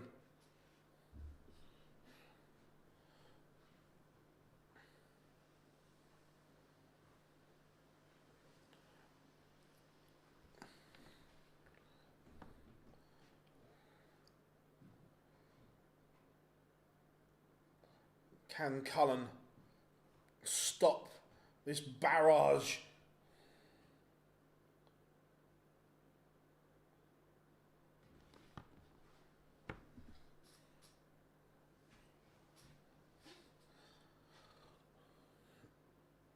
The champagne shot for Cullen to get himself something, get him some momentum going. Another, oh, that would have been great. We love the champagne shot, the 1-3-2. But now, Bunting for 4-0, a dart double 16. I was going to say that would have hurt, but Cullen to get himself back in the contest. Last dart, that's big. It's a big dart from Joe Cullen. But Bunting still in front, 3-1 to the bullet. Stephen Bunting.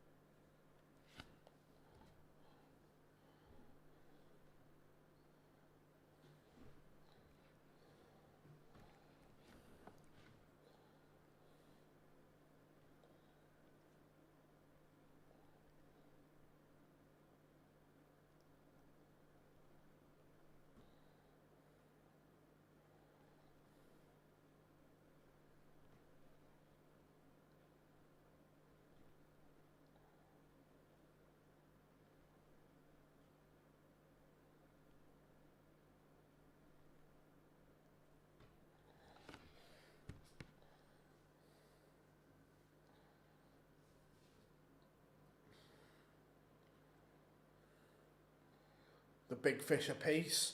But Bunting is going to get first look at it. It's not going to go.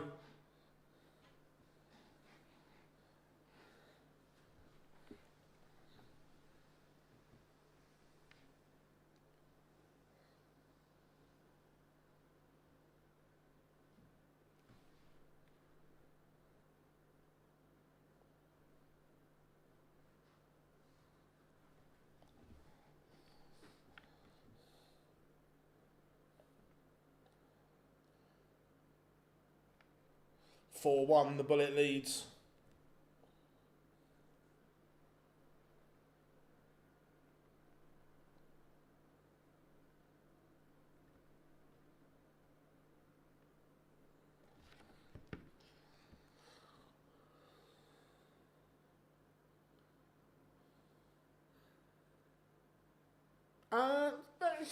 It's not a massive office. It does what I need it to do. It's good.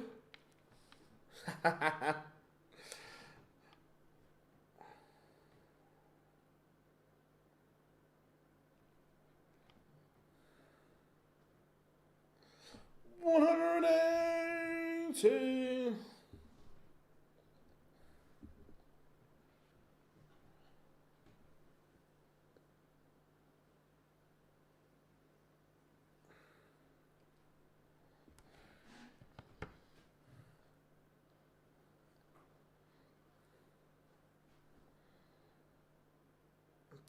Cullen has run into one here. Joe's averaging 95, which is good. However, Bunting 82 now for a 5-1 lead.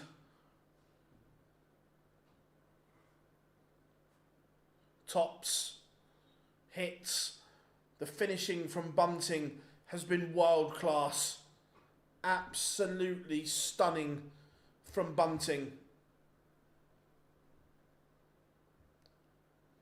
5 from 7, 71% on the outer ring for the bullet.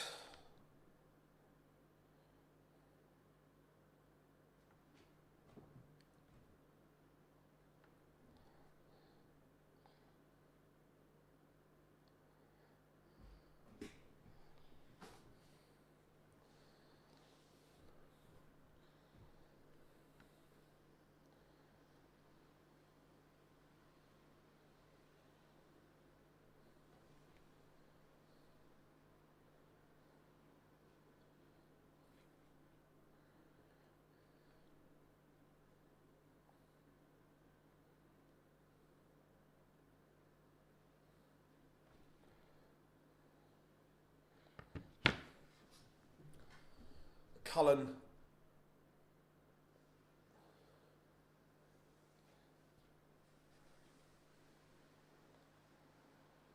Look, 96, that you should be in the game. But when someone is playing as well as Bunting, it just doesn't give you a shot. Oh my, what a way to win it this, I was going to say. Treble 17 would have left double 16.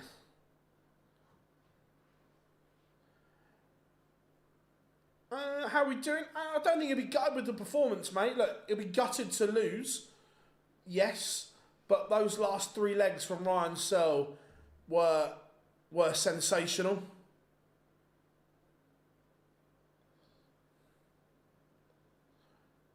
Like really good. And then Bunting, that is a special performance from Stephen Bunting. Joe Cullen has done a little wrong and been swept aside.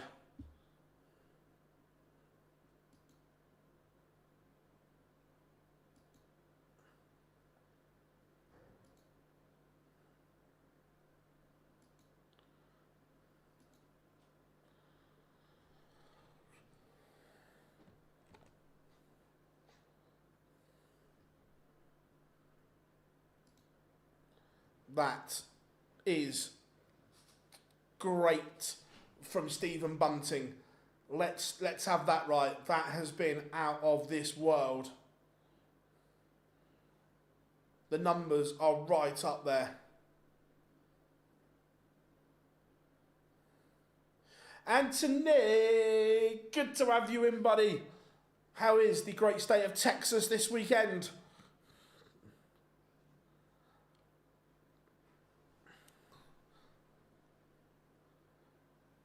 Yeah, Team Canada have got a good chance. I agree. I think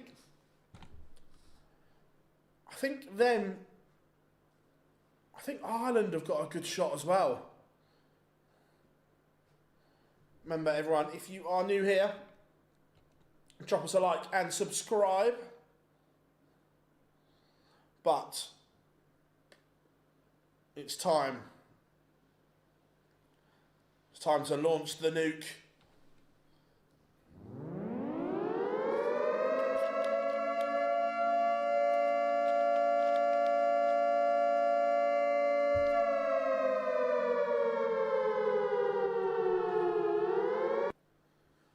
The nuke has been launched.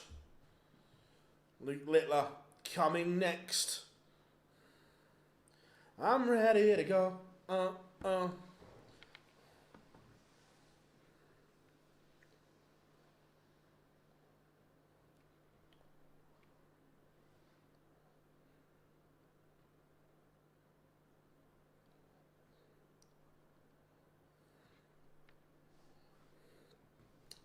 So, Littler has won the ball against Slevin.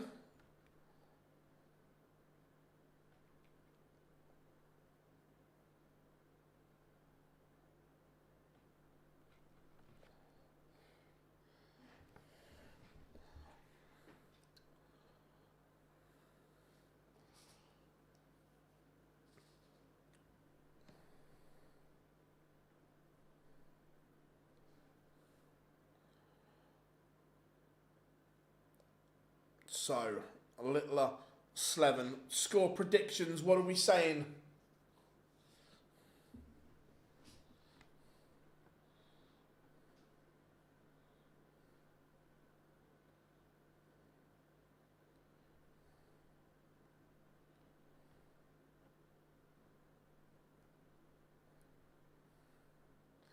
Six three. I think it depends how Littler is after his tooth extraction.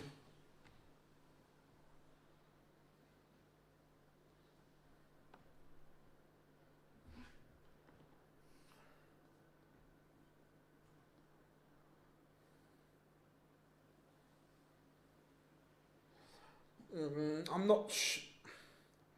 I don't think he. The problem is I don't see which one he wins. Because of his diabetes and so on, I don't think he can win one of the tournaments where you've got to play afternoon and evening on the final day.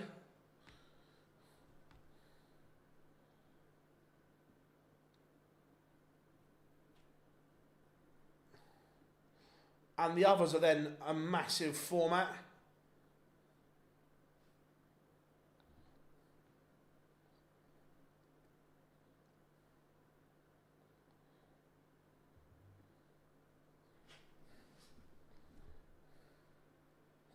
Pictures are back. It is time for the nuke.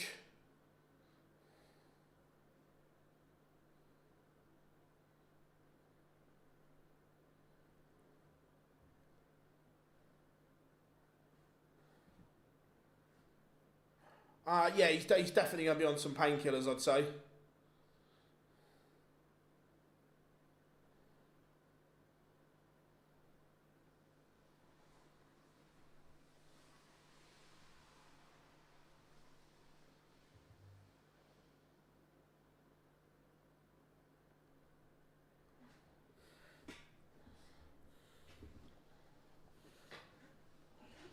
So,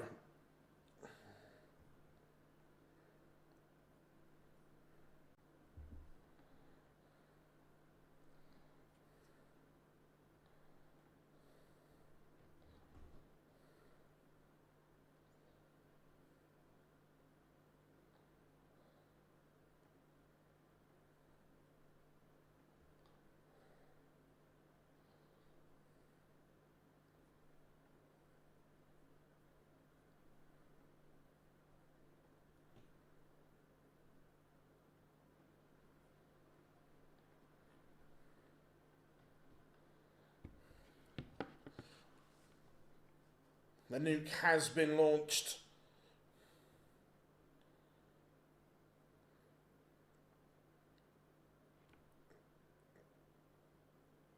It's been a while since we've seen Littler in a Euro Tour.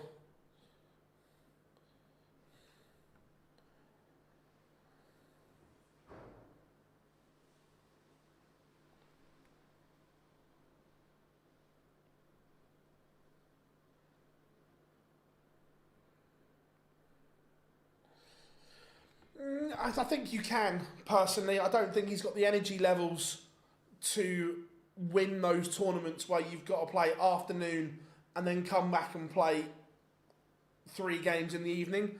I just don't think he has the energy levels to do that.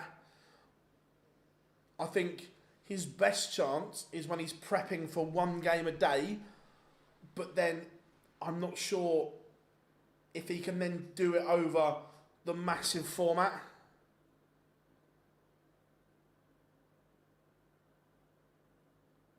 How we doing, Andy? I'm good, mate. Hope you are good.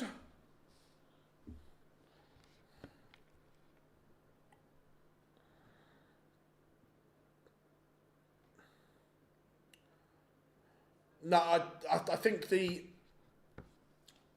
the Grand Slam is a no for me, because that final day of the Slam is absolutely brutal. Playing 2 best of 31 games in a day is wowzers so tough.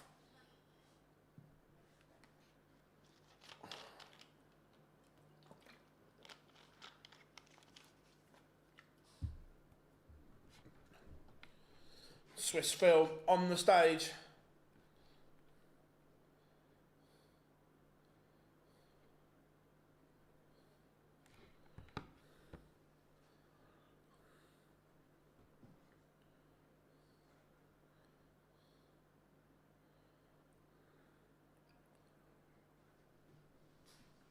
Here we go.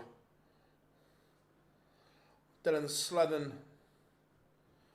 I haven't listened. What does he walk on to?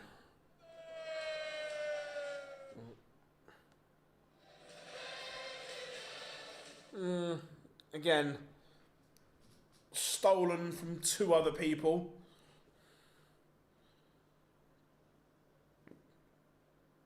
Did Barney? I can't remember, to be fair, Nico. I can't remember if he did or not. It was nearly 24 hours ago.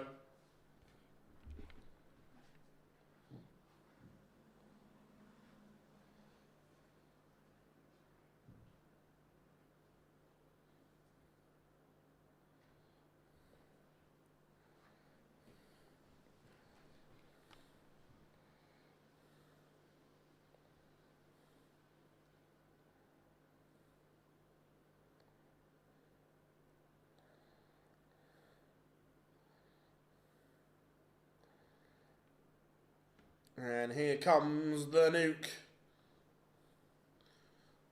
It's time for Littler.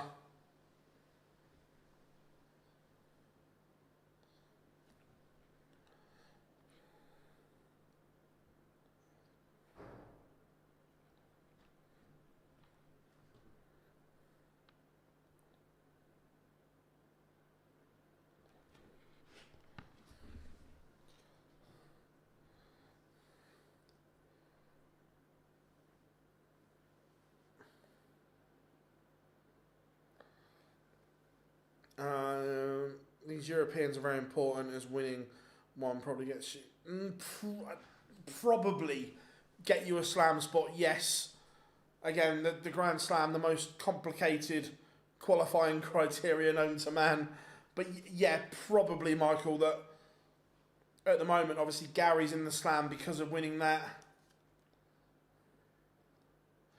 How we doing, mate? Yeah, Noppert was good yesterday.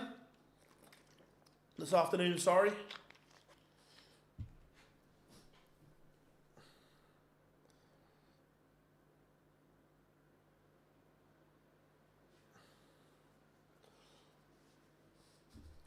So, let's see the nuke in action, back on the European Tour after a bit of a hiatus.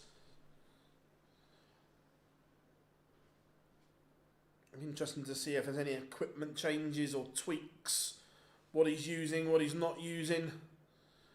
But it is time for the nuke to stand and deliver.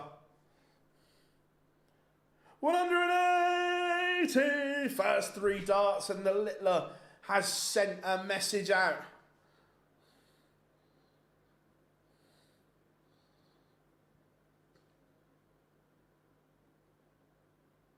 Oh, boo!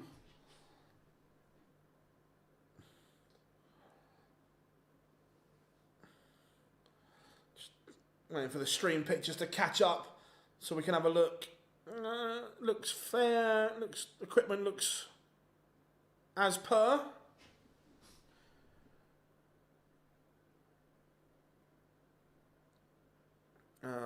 Yeah, can't wait, Nick. I can't wait.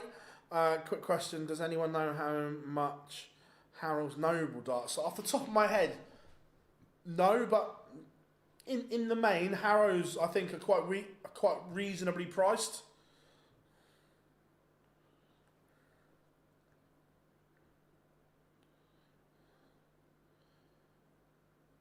So the nuke, looking at 96 for the opening leg.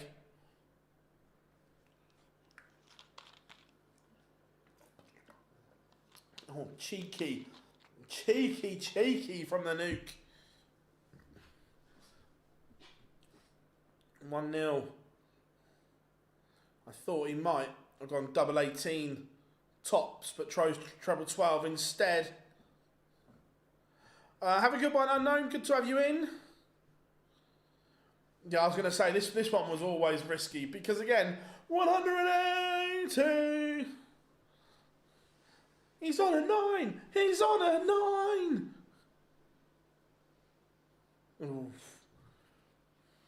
He's building up to it. Building up to the 9.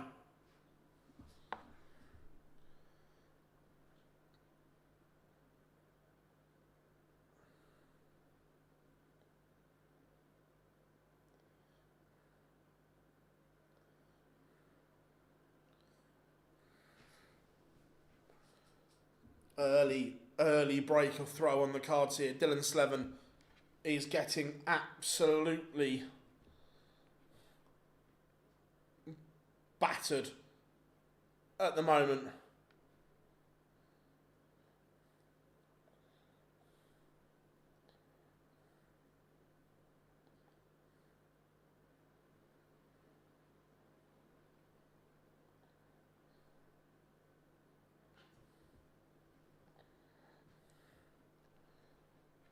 And Littler, in the blink of an eye, is 2-0 in front.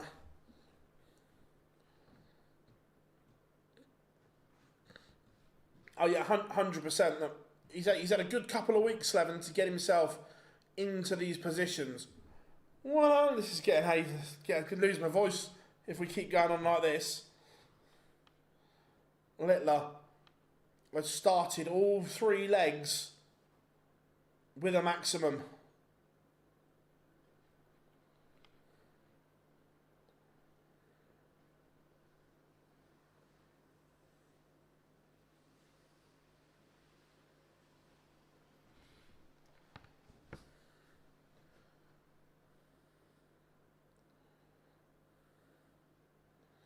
He's teasing the 9.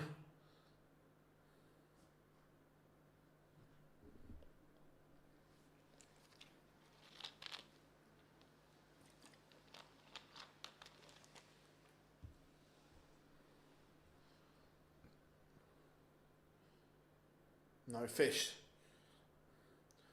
At the moment, Littler's front 9 average is 122. Mental. But Dylan Slevin's playing okay here. But okay is not enough when you are playing Luke Littler. He is 3-0 down in the blink of an eye. What's it been? 4 minutes and he's 3-0 down?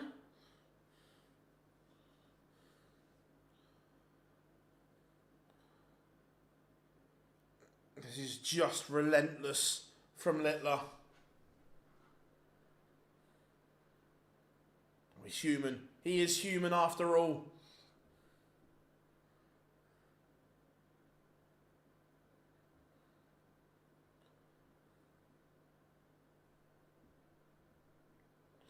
Oh, bless. There's a little girl in the crowd that had a big Ultimate Dark card signed by Littler, smiling away. Love that. Love that indeed. But, well, here we go. Here we go. Oh, he's Mr. Max. 3 and 3 legs into leg 4. It looks like he is going to blank in the maximum category. What's going on here? Yeah, I thought, look, did he look Adrian Nurse of old? No. Is that going to happen in one outing? No. Look, it will come in time, and it's good. I'm just pleased that Adrian's playing, because he is an absolute joy to watch. Right, Dylan Slevin is sat on 54. Oh no. Oh, when the first bullseye goes, you start thinking that Dylan Slevin tops. How's your nerve, young man?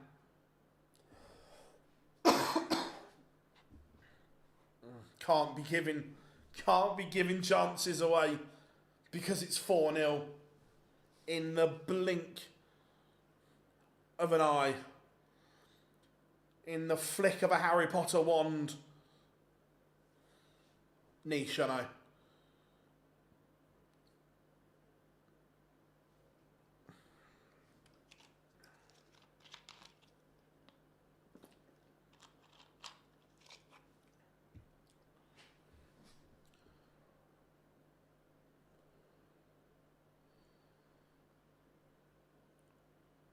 At the moment, this has got 6-0 written all over it.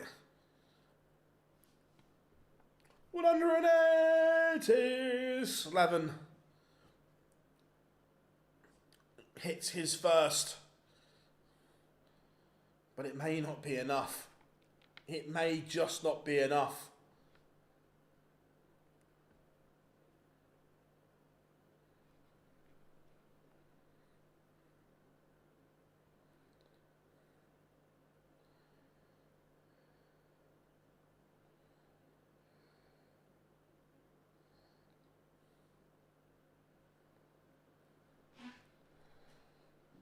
So Littler not on a finish.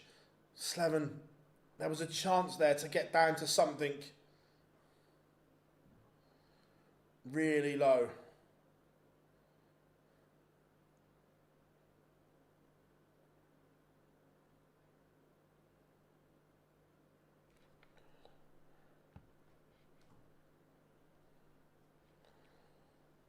Now 62 for Littler for 5-0.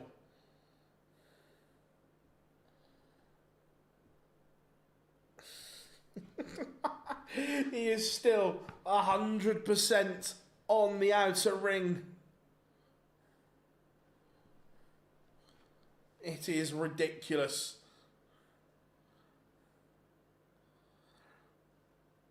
Yeah, it looks like the bagel. Get your bagels out, everyone. It's not quite this afternoon though, so I'm not sure what appropriate bagel topping is for this time of day. There we go for the Midtown, as it's called, from Liberty Bagels in New York. That would be a decent one for this time of day. First time we've ever won first 2 Premier League games since 2001. Move over Manly, there's a new one dart in town. 180. 4 maximums in 6 legs. 100% on the outer ring. It is a demolition job. I am good. Cheers, Tom. Thank you very much.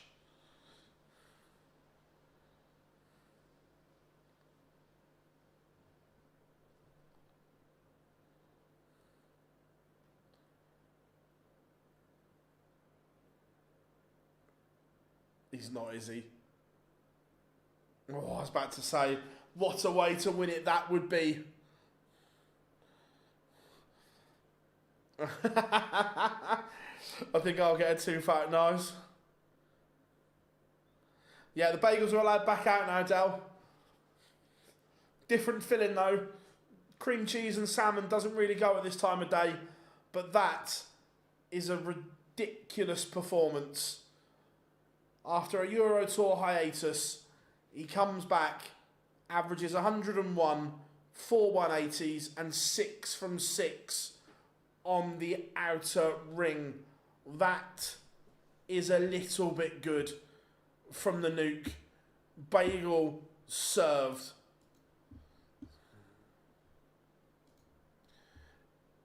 And if that's what happens when you have a tooth out,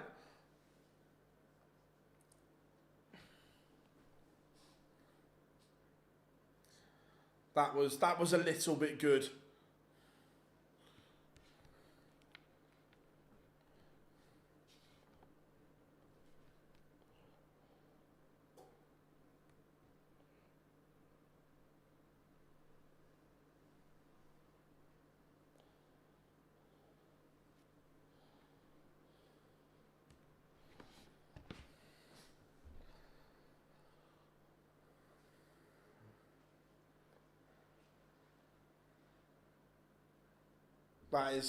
That's good.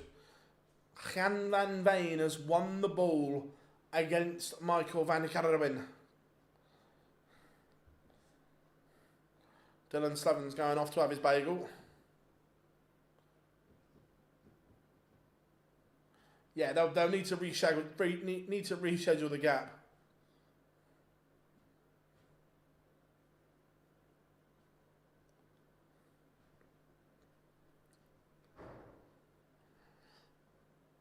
To be fair, Glenn, we gave Stephen plenty of credit, but again, as soon as this one's done, we'll give the next one plenty of credit as well.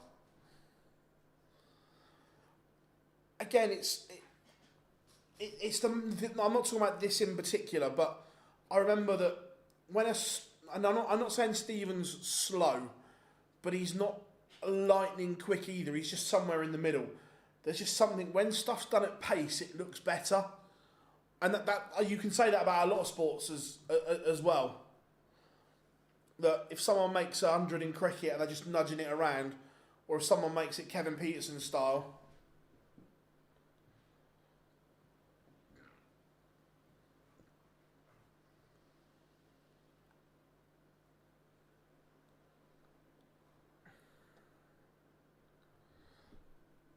I can't hear what he's saying, but he's pointing to the crowd, so I think he's happy to be back on the Euro Tour.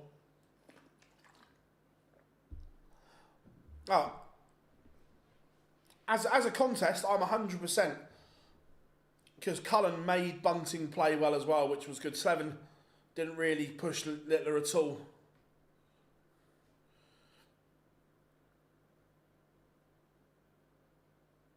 That's the thing, it's just when stuff's done at pace, it just makes it look better. It makes it feel better as well. And I know it shouldn't, but it does.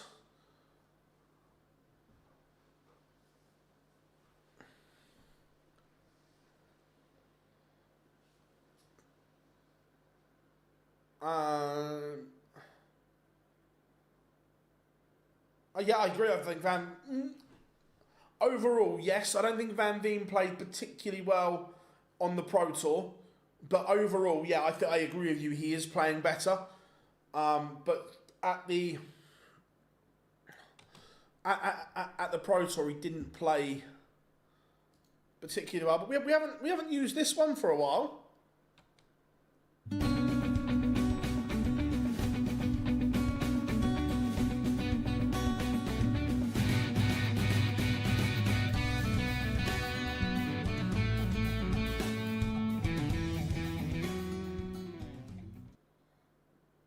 Big green machine. Yeah, he does twitch a little under pressure, but that comes with confidence and winning games. The more you win games, the more you take out those finishes, the better you feel. So, like I say, but he wasn't perfect on the Pro Tour in this rebuilding system. But I liked the action, and I liked the way the new darts were entering the board in the Pro Tour. But now he has to carry that on. The action has to continue to look good. The darts have to continue to go in correctly, and then you build and you win games.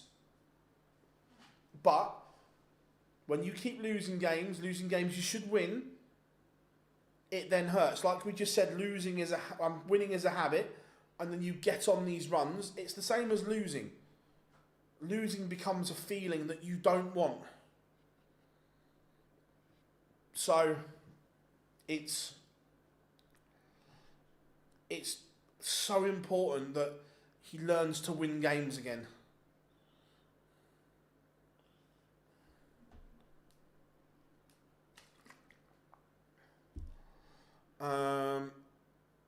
Phil, do you know when the World Grand Prix is the 2nd of October or the 6th? Wait a minute, where's my calendar? It's on my computer. Monday the 6th till Sunday the 12th, as John McDonald will say, in the wonderful city of Leicester, said no one. Not a fan of the World Grand Prix in Leicester. Feels soulless.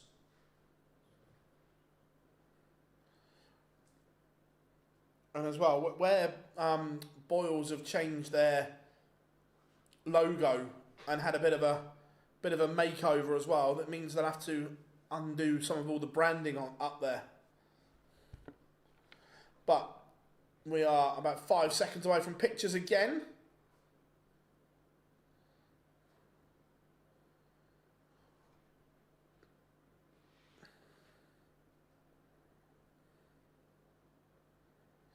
No worries, mate, no worries. Always glad to help.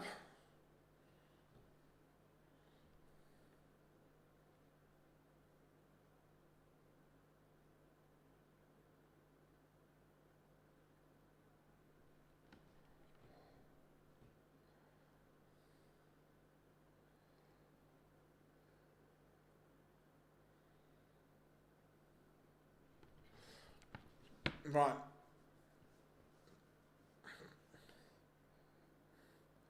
Pictures are back. It is time for the young prince to take on the once ruler of Dutch darts.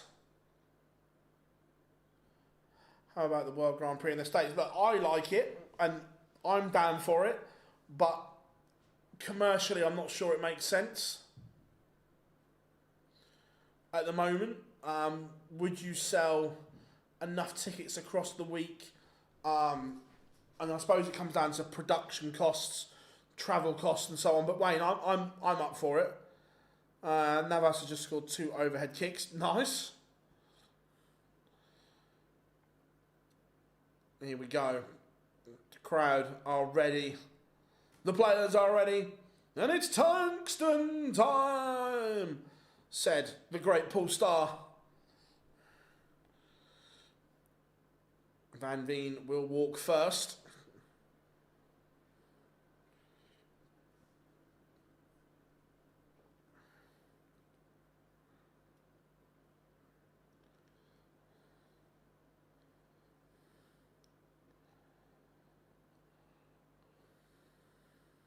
Here he is, the giant. It's Gian Van Veen.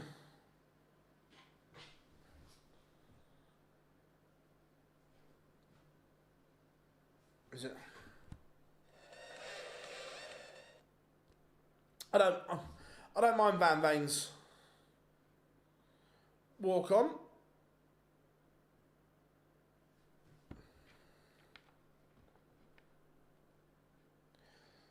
MVG is interesting what shirt he's going to go for.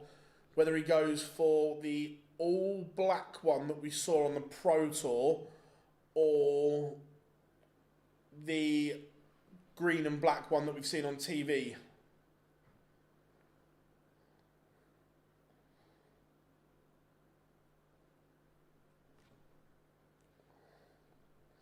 Splash of green one, Fez.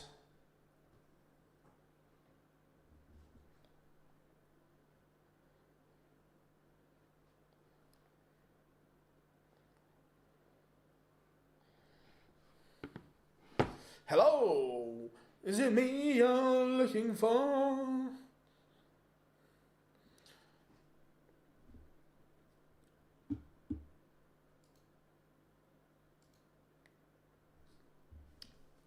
To be fair, I think I prefer the one he wore on the Pro Tour, where it was all black with like the little green micro lines and so on.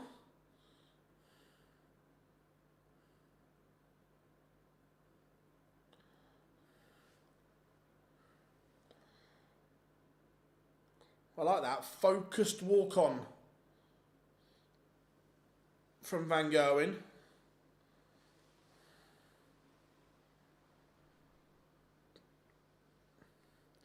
Would be funny one day if a player walked out second.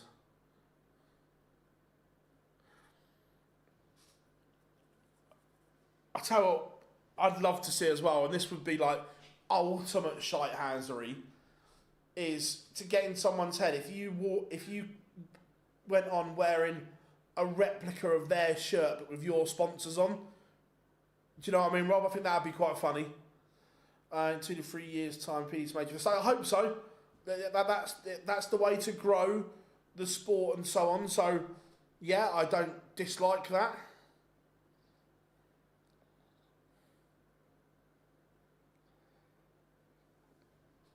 So I'm interested to have a look at the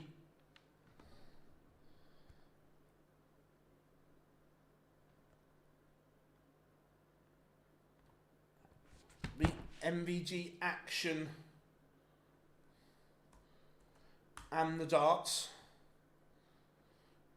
I'm going to get it.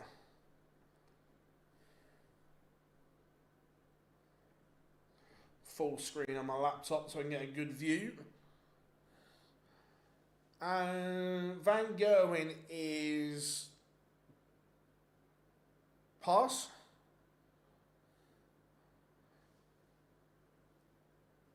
Maybe 4, I think. Right. Let's have a look at the... We know what Van Veen does in terms of stacking the darts and so on. Just move this out of the way.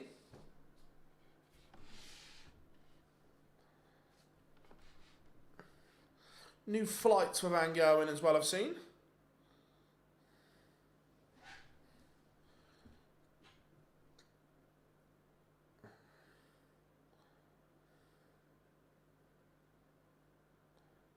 Yeah, he's using the same darts that he used at the Pro Tour. Hopefully we'll get a bit of a better zoom in on them, because the board light wasn't amazing on the Pro Tour. But there's a chance here for an early break for Van Gerwen.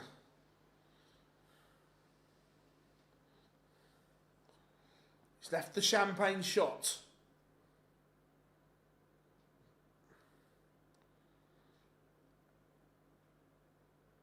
Van Veen not at the races yet. I'm not saying MVG is either. He's just a little bit better. Oh my. Oh.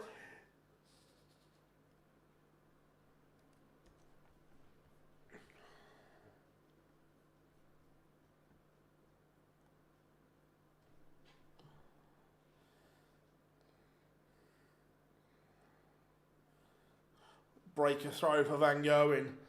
So I'm just got my finger poised on the zoom in, because then we know he hits 2 balls.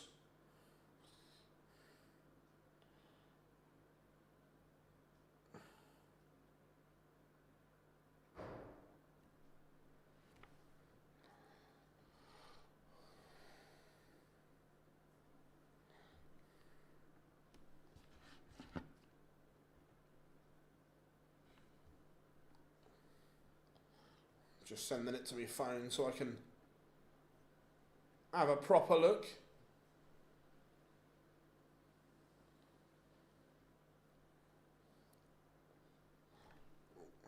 Let's zoom in.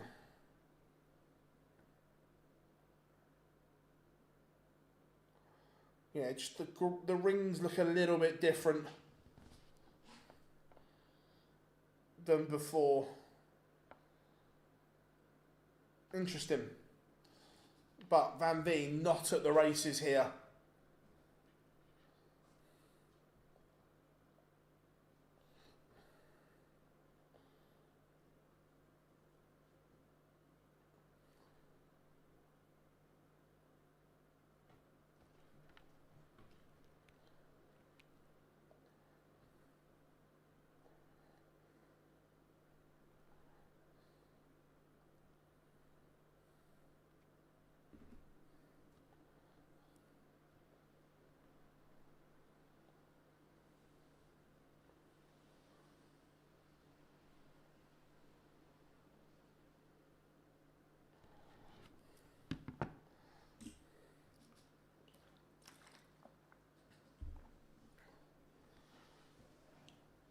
Two 0 MVG. Again, 180 for Van Veen. But I quite like the rhythm and the tempo to Van Gerwen's throw. Like we say, it's just building stuff up. Oh, hello. 180. He's on a 9. He's on a 9. Van Veen. Boo. So we've still got 2 games to go. Tom, we've got Martin Schindler against Mike de Decker after this, and then Jonny Clayton against Mario Vandenbogaerde.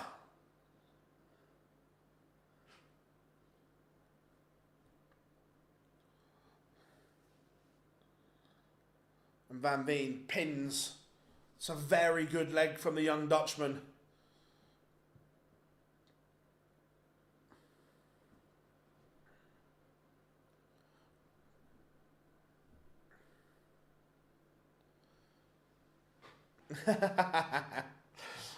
No worries, Danny, no worries.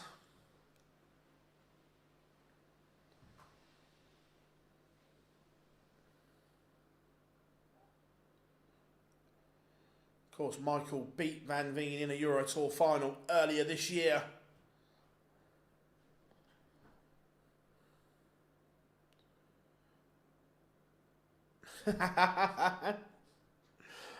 Oh, double shift, Glenn.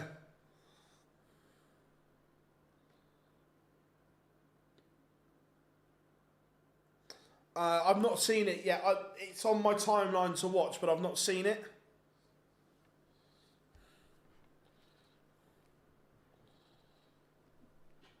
Van Gerwen looking to re-establish that 2-leg cushion, and it's not the best setup. How are we doing, Nick? Good to have you in. Pleasure. And Van Veen has applied pressure.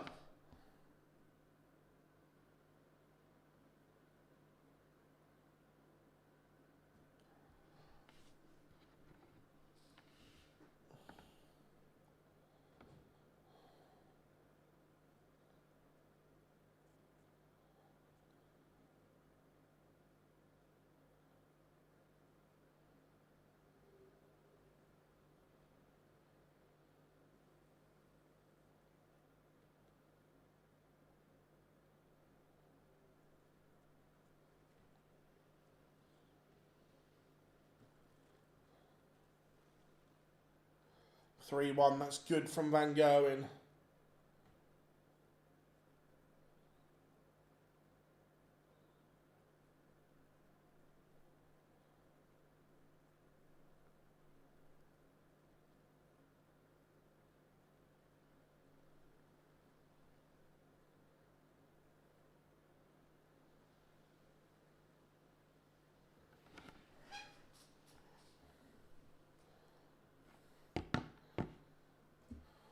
Again, Van Veen strong on throw here.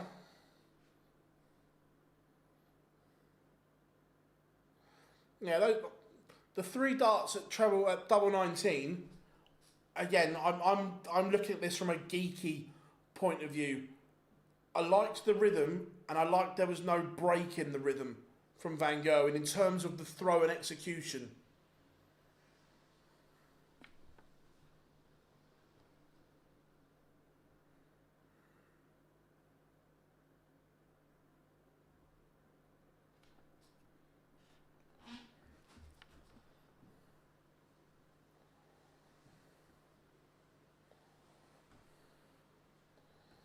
But comfortable hold from Van Veen. Van Gerwen still leads that early breaker throw in leg 1.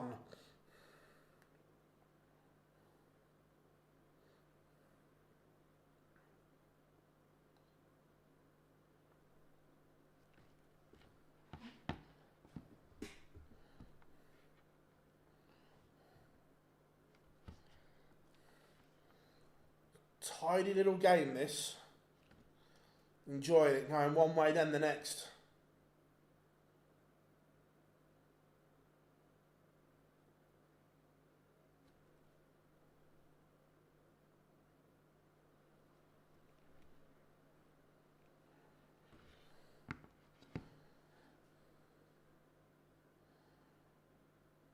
Yeah, I agree, Glenn. It does. The first leg has kind of killed it, where it was both scrappy. Like I say, I'm looking at this game more from a technical point of view, and I like the rhythm and the fluency to the Van Gerwen throw at the moment. And everything else comes in time.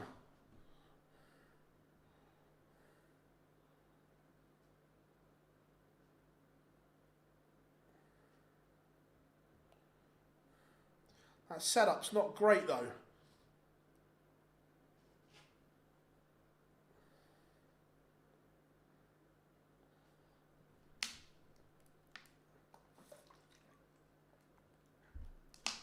Pressure from Van Veen to break back here. Van Gerwen, 61. Does he go 25?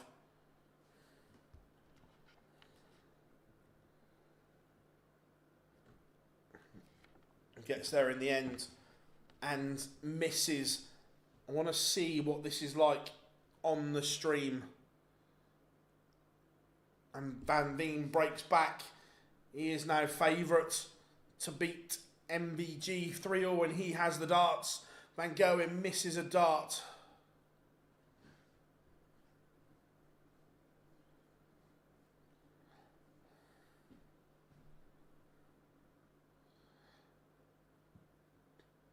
Right, here we just want to rhythm good. Rhythm good. Rhythm good. Not a million. I know he missed, but it was a well thrown dart. I wanted to see if it was a snatchy dart, and it wasn't. So, yeah. One for you here, Phil. It's a first all-Welsh affair in the final of the Welsh Classic. Not really. Brilliant. 140 gets him back in the leg, but Van Veen still favourite here. But needs a treble.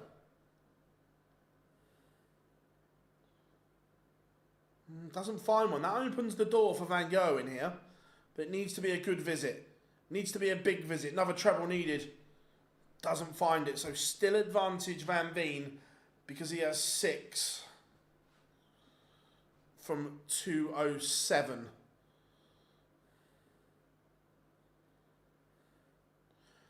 Leaves 70. That is good.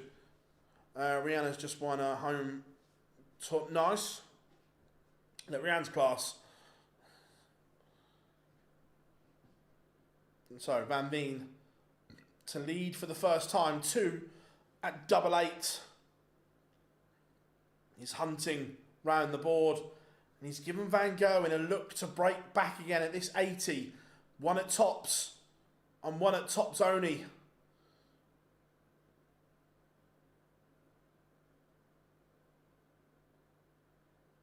That says to me he's had to move over. And again, just the last 2 legs, he's had 1 dart at the end of a combination and not hit. Again, I'd like to see how the action and the rhythm is, but Van Veen leads for the first time.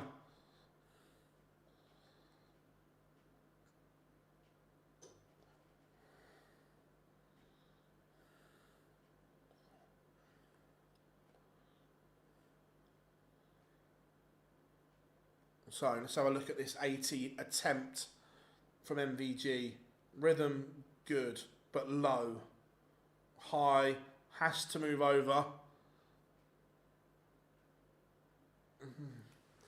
Again, the rhythm looked good, but just dragging them low at the moment.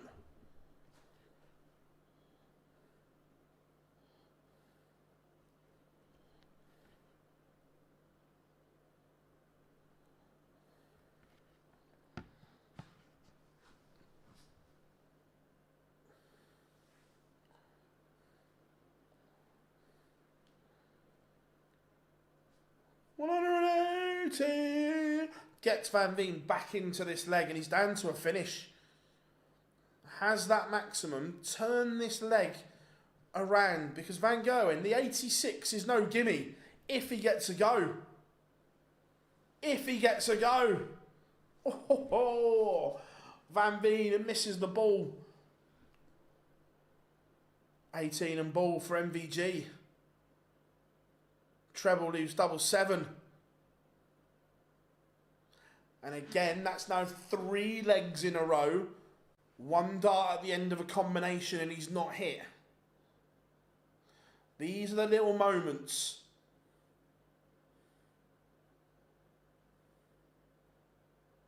And it is 5-3 to Gian van Veen. He has punished every little Michael van Gerwen mistake.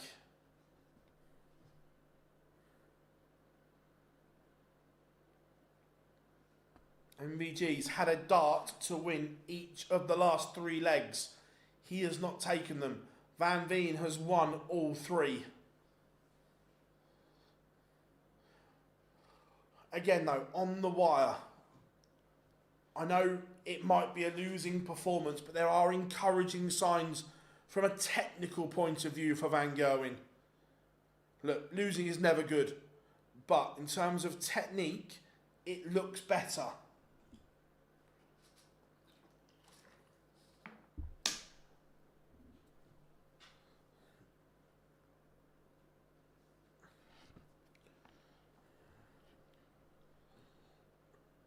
Michael not seeing it that way though, shaking the head.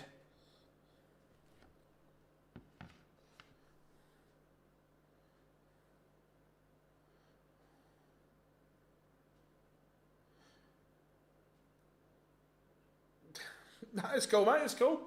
Like I said, I just think that, my opinion, I think Barney has passed his best, and I don't think he has the game to win big titles anymore. I just don't think it's there.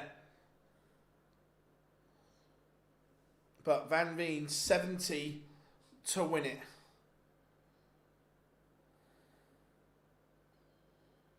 Won at double 16. And he has beaten Michael van Gerwen. It's been a masterclass. 4 legs on the spin for the young prince of Dutch darts. MVG is out, beaten 6-3. Again, Van Veen, it's impressive. Much better performance from him than what we saw on the Pro Tour as well. Wasn't particularly good on the Pro Tour, but that's good.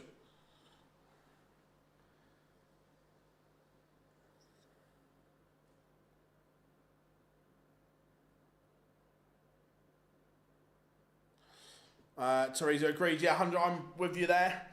Nor do you. Right, Van Smith cross is huge, changing the car. Possibly, but look, I still think MVG. I've seen him. Look, I'm not saying he's ready yet, but from a technical point of view, the throw is looking better than it was.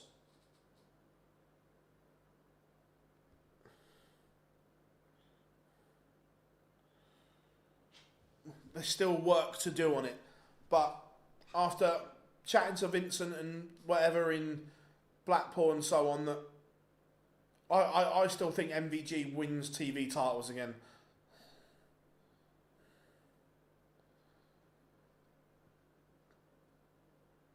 Again, he has to play more, but I agree. Right, I think goes.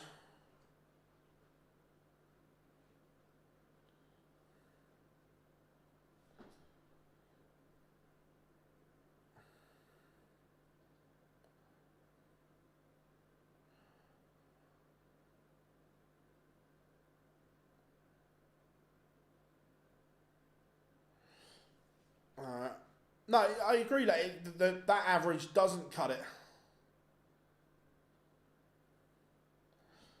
No, I disagree, Johnny. I still think he can win a proper title. I'm not saying a World Series title. I look, not right now, no. But with the progression of the throw that we're seeing, the throw is getting better. Over the last 2 years or so, the throw has been the issue. And if he gets that right, I think the rest then comes with it, where the action has been the massive issue for him. Has right been on the Manjaro. Yeah, look, he looked as if he'd lost a load of weight this afternoon, an absolute load.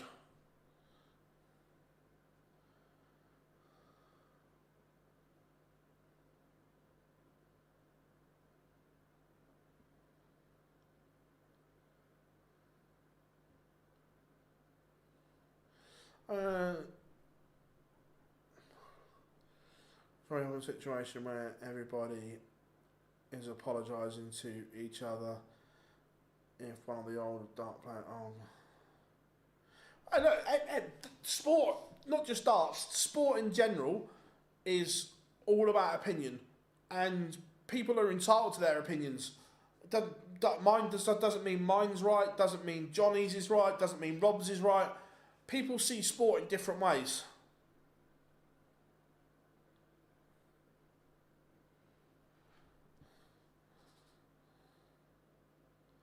Yeah, he looked super slim, Big Johnny. I can't remember who you were arguing with on Facebook the other day about Manjaro, but I will say his point was right. That, and by the way, I'm not knocking the jab or anything like that, but I agree with the point that they've got everyone hooked on it and losing weight and needing it to lose weight, and then they hike the price massively. It's not great.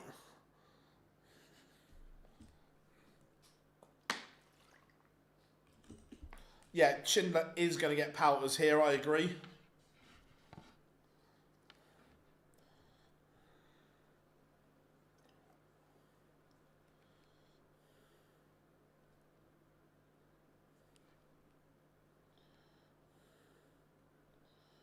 About a minute and 50 seconds.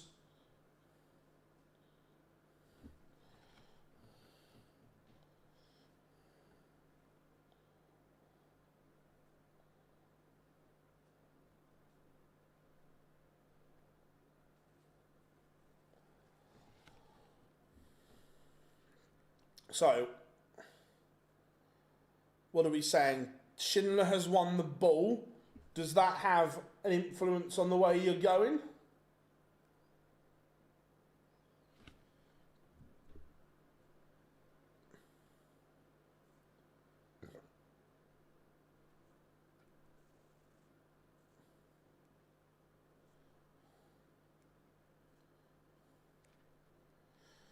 So, Schindler.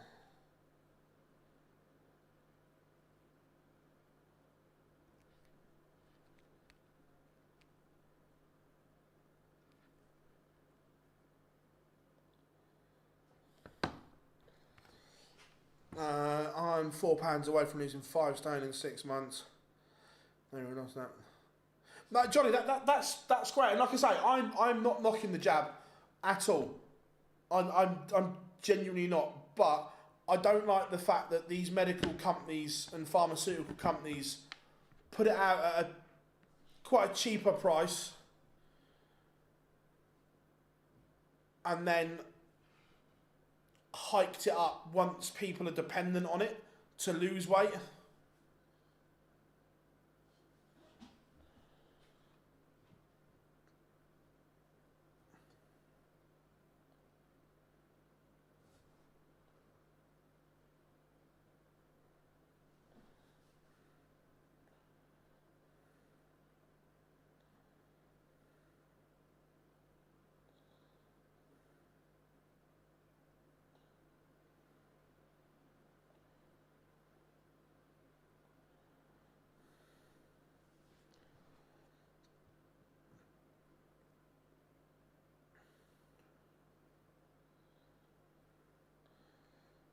Van Veen, front 9 average of 102.85.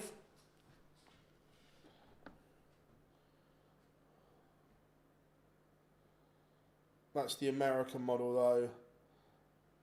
The prices they charge for medication is a scam. Has it not changed over here then, Johnny? I thought it had changed all over.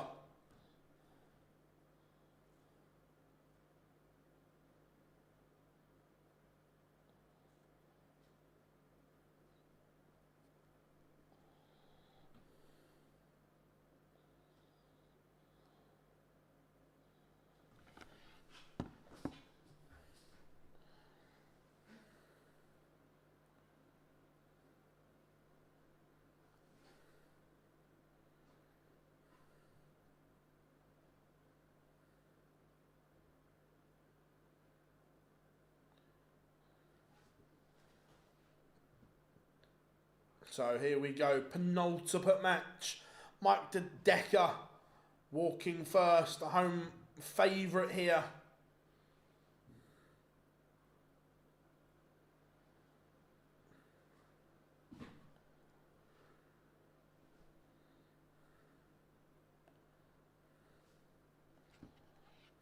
So it looks a wicked atmosphere in there for the De Decker walk on.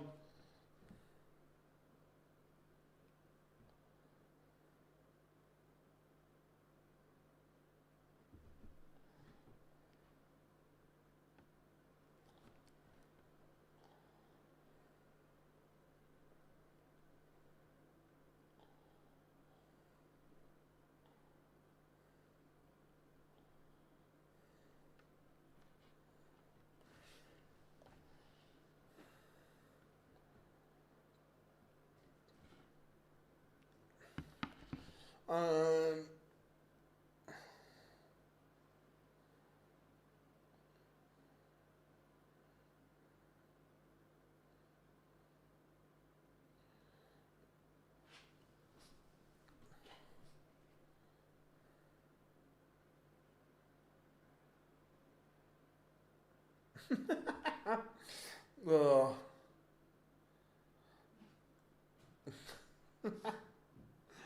Oh, I love that, Johnny.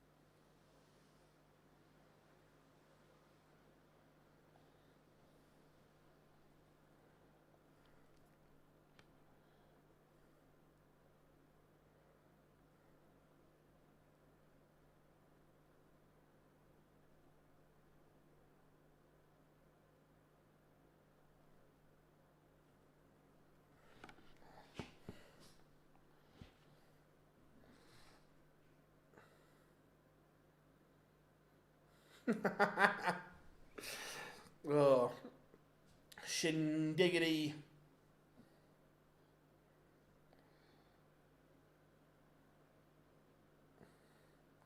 Against the Decker.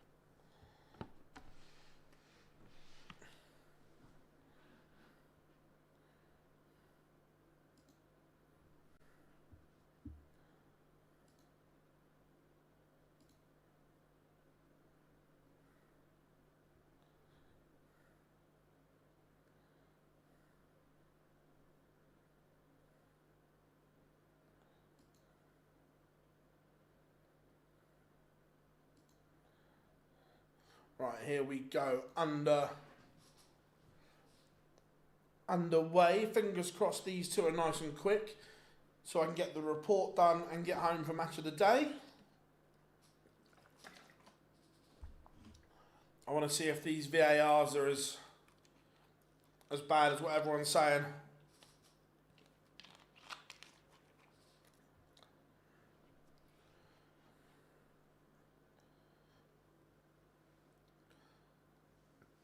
Schindler started strong here.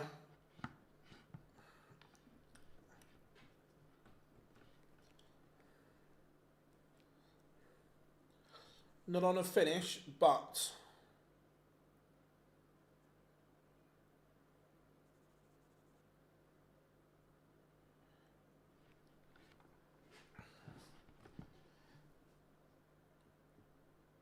Schindler, we're just looking to set this up. Could do with a treble though.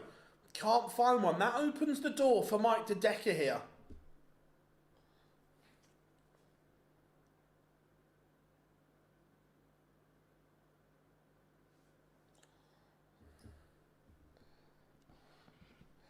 Had my first taste of VAR. It's not great in the ground, is it, Rob? We don't know what's going on.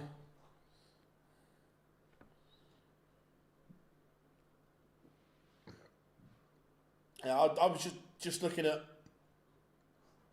Twitter, and there was a lot of unhappy fans today.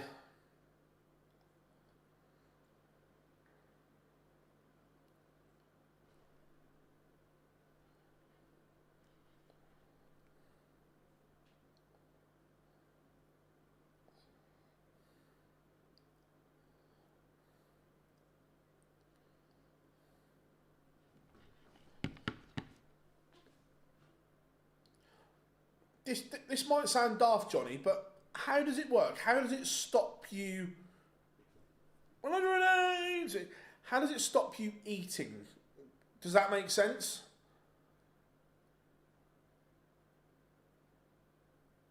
Or does it do something else? I've never looked into it, so don't get me wrong, I'm not anti it or anything like that.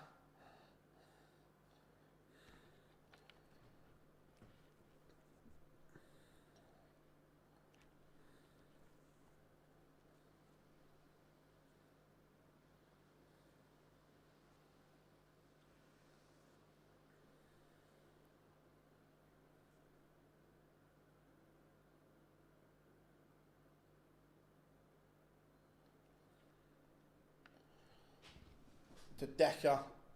It's a good response from losing the opening leg.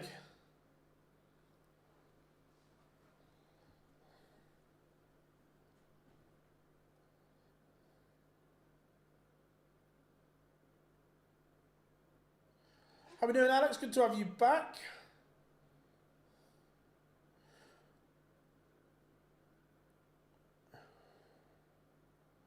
And we are 1-1. That's a good finish.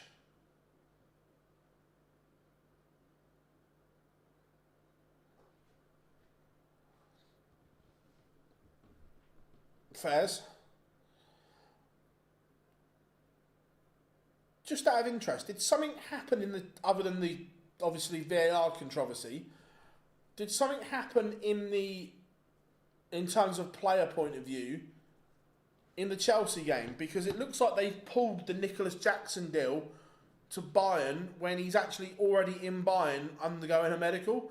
De Decker is currently playing as we speak and is 1-1 with Martin Schindler. To that when I've injured, right? Okay, so I've literally obviously been in here all day, so I've not seen anything.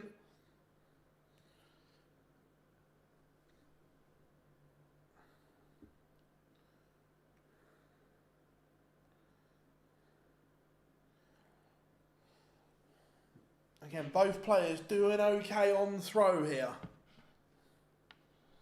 Work to do though.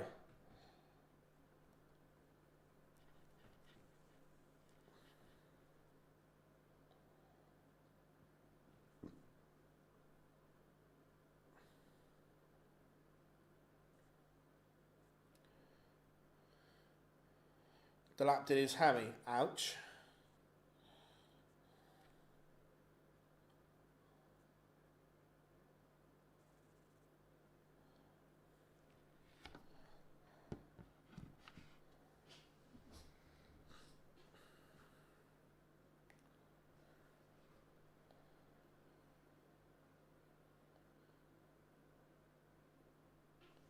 Fairs, Jonny, Fairs.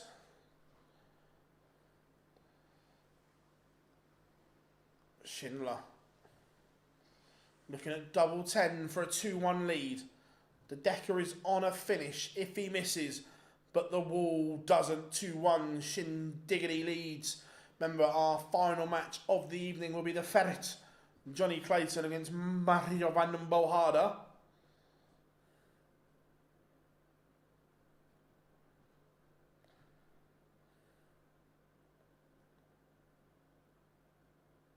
Shindy. 140, but he's asking some questions here.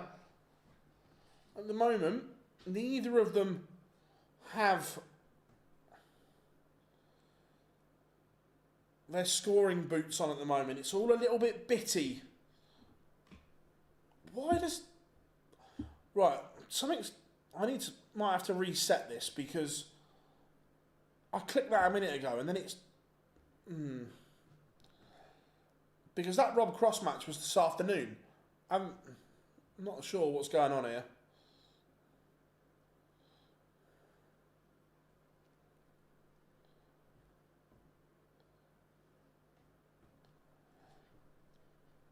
Nice, mate, nice. Yeah, like I say, I'm not anti it at all like some people are. I'm just interested in listening to people's experiences and so on.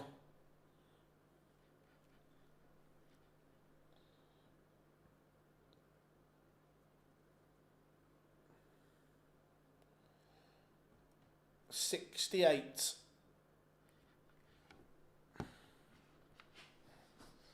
It's only going to be one.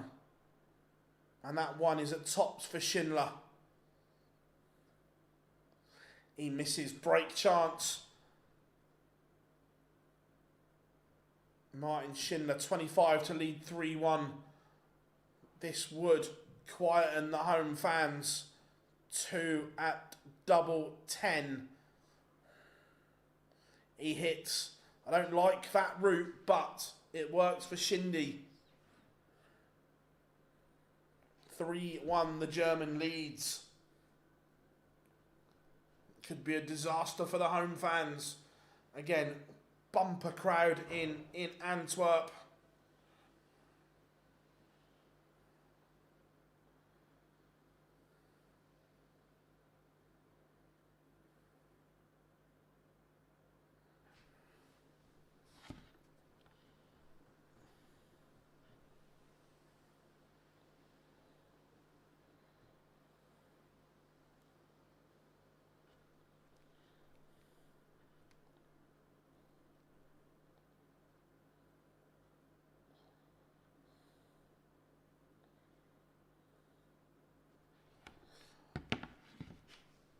Evening, Chris, good to have you in.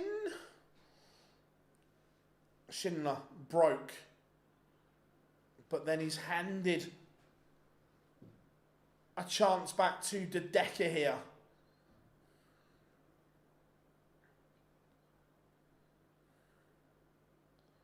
No, not today. Back in the gym Monday.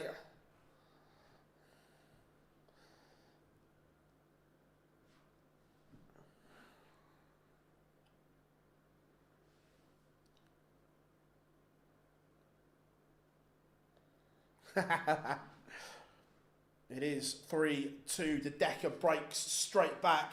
Schindler undone all the good work.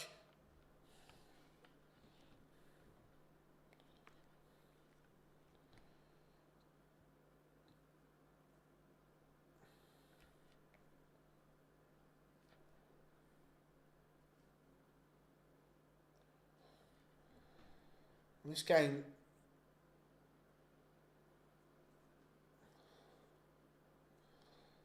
just don't know which way it's going to go.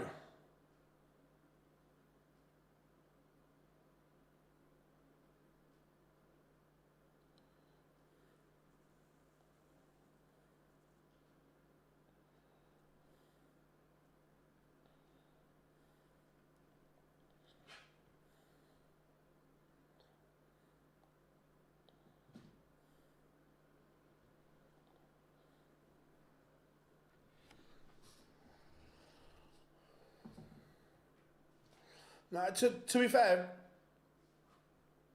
Ratajski played really well today.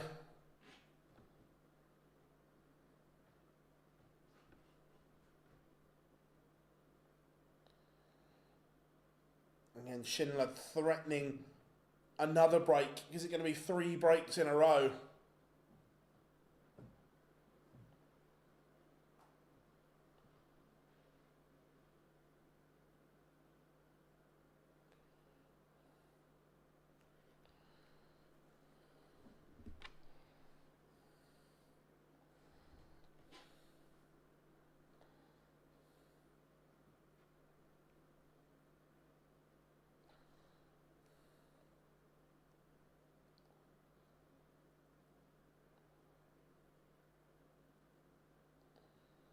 So, 72 for Schindler to re-establish that 2-leg cushion.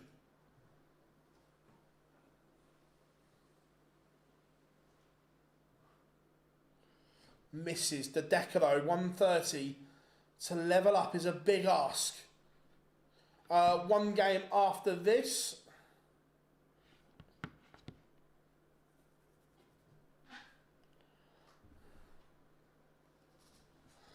Which is the Ferret, Jonny Clayton against Super Mario Vandenbogaerde. Schindler's making a mess, and he's missed more chances. The Decker is back in this one. It's an opportunity that shouldn't have been there, but it is. Oh, the old Mensa. Both of them missing doubles all over the place.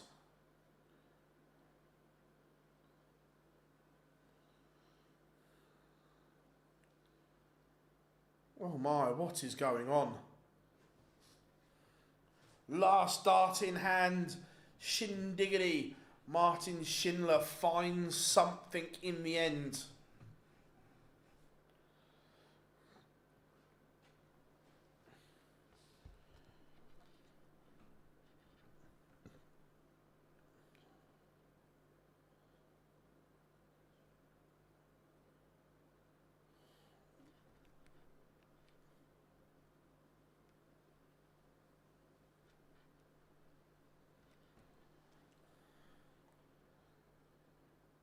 The Decker will be livid that he passed up the mistake from Schindler.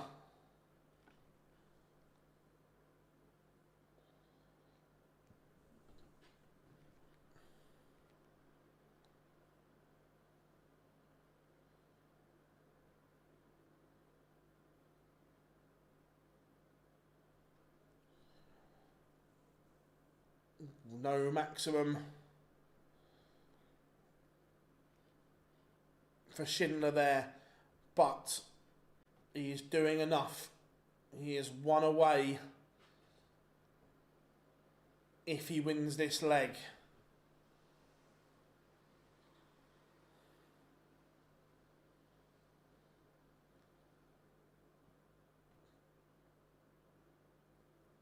One on the floor won't help though. Both struggling.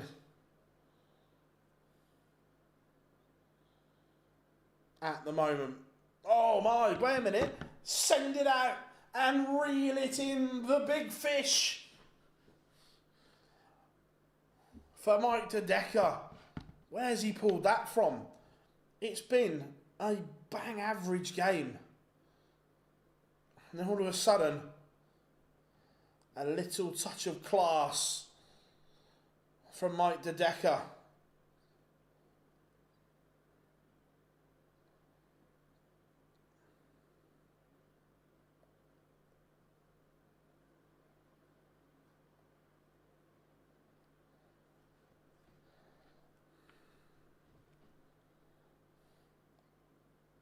The Belgian fans loved that, as did Mike de Decker. It was a big roar.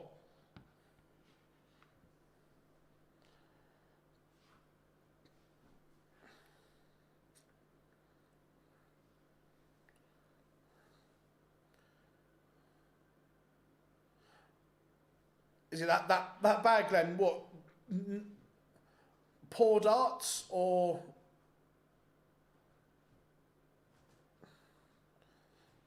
too much going on?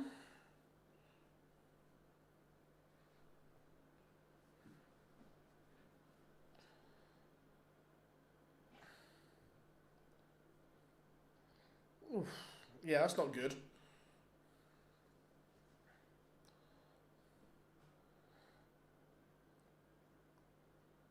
Again, though, Schindler has pressed ahead.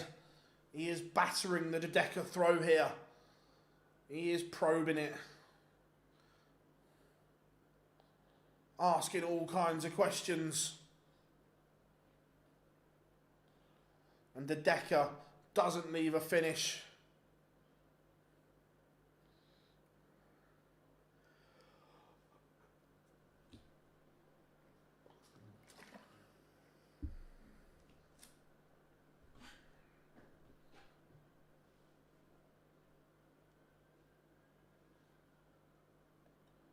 Tops for 5-3.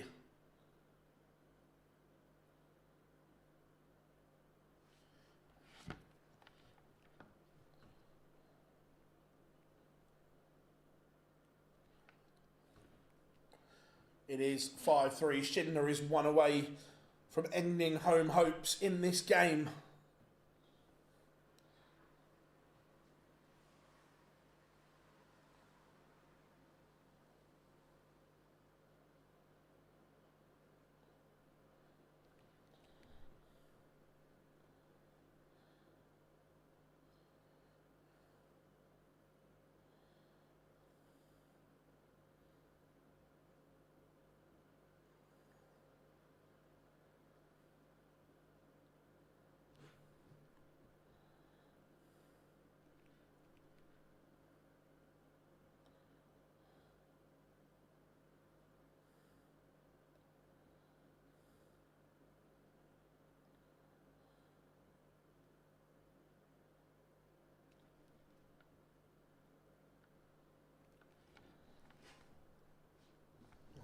Again, this is weird. This is the story of this game, where one breaks and then they throw in a stinker on their own throw. It's happening here again. There's 4 legs in a row now where we've had a break and they've thrown well to break the throw, and then having a mare on their own throw just to hand that opportunity back.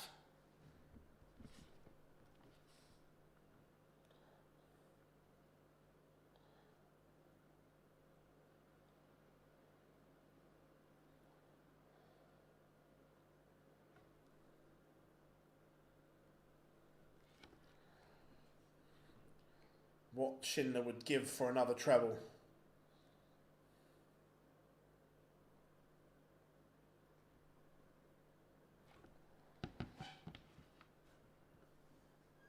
Dedeker finds a treble, misses tops. Now Schindler's going to get 2 darts to win it and send the Belgium number 1 home. And that's exactly what he has done. The wall ends the Belgian number 1's hopes. Penultimate match done. We move on to the final game of the session. And that will be the Ferret, Jonny Clayton, against Super Mario Vandenbogaerde.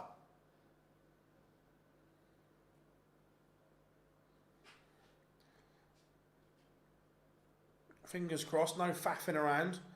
Get on with it. I've still got a load of work to do once the stream's done.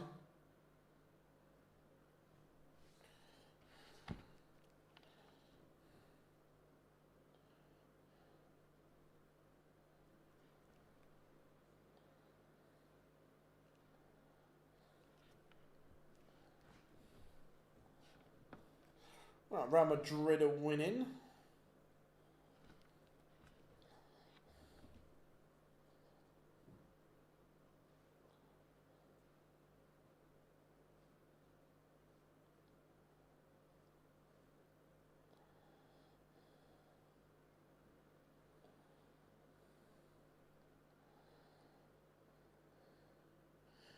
Jonny can.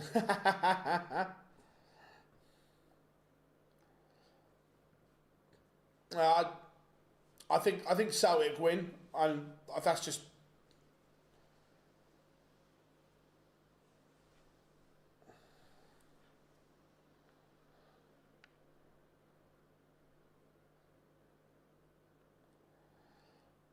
Andrew, there's just so much negativity around both clubs at the moment when you look online, for different reasons, but there's still so much negativity around. Mario Vandenbogaerde has won the ball.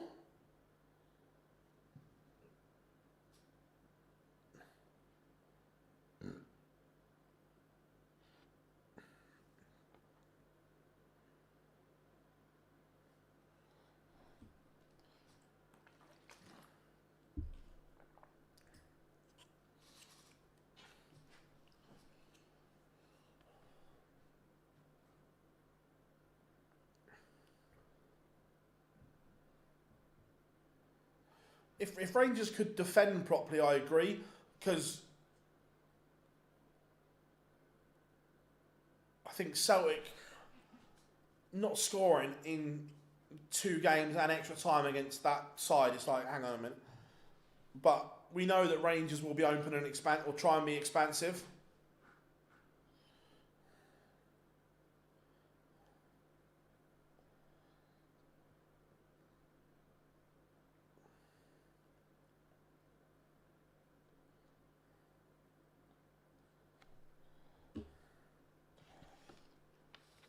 Right. Interview with Schindler done.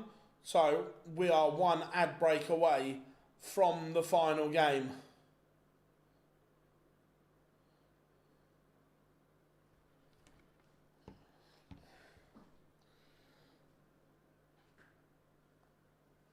There are a few Schindler signs in the audience.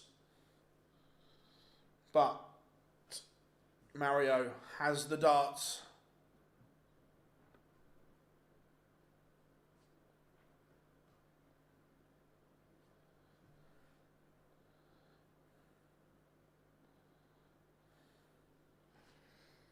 So what are we saying, chat room? Score predictions for the final game of the session. It's been a good session as well. It's been some really good darts, some great performances.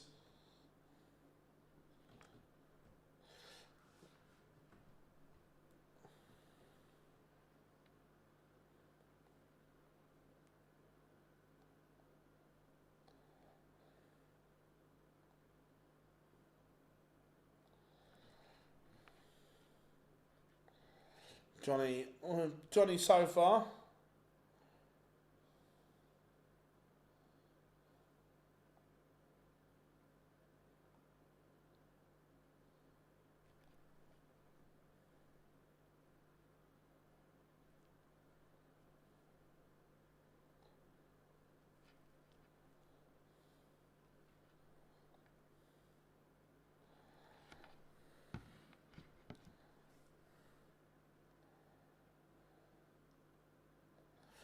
No, it just showed that a lack of a number 10, which is obviously what we've bought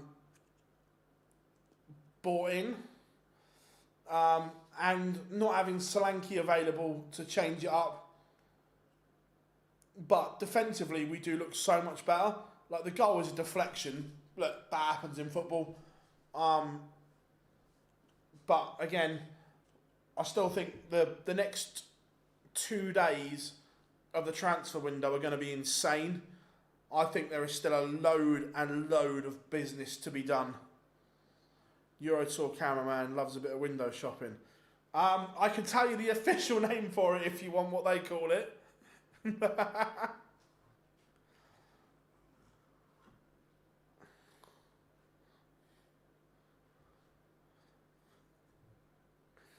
But yeah, Remco, one of the cameramen, yeah, he does like window shopping.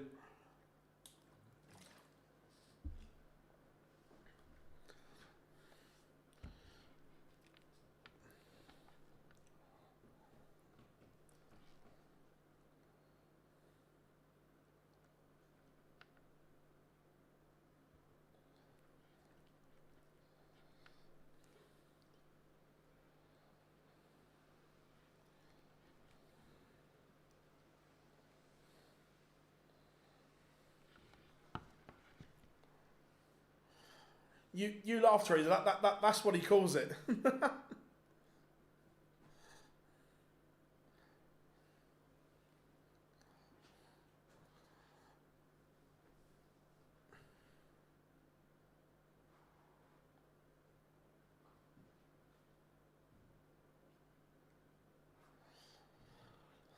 Oh, 100%. Isak ends up at Liverpool. There's no way he can stay.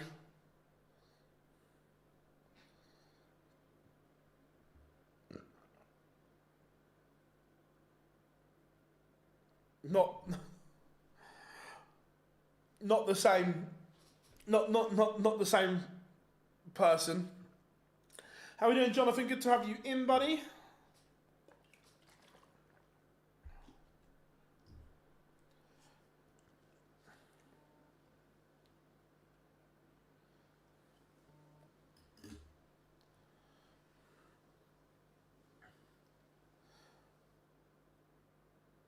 Yeah, again, he was an absolute tool. They got quite good money for him, though, somehow. Right. Final game. Jonny against Mario.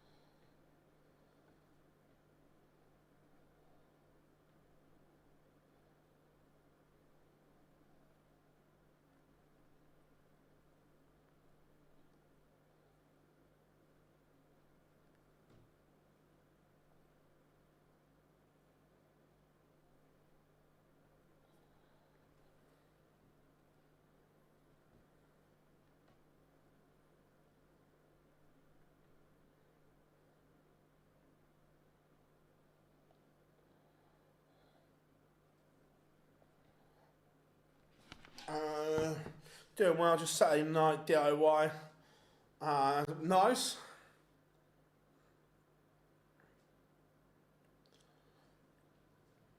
I'm not a massive fan of it, but that's been discontinued now, I think. There'll be new ones out this year.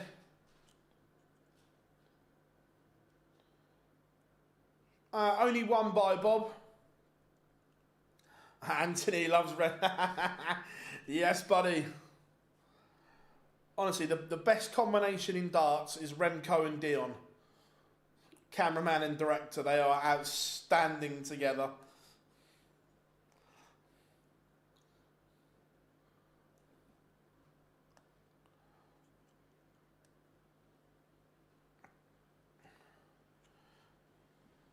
Super Mario doing his walk on.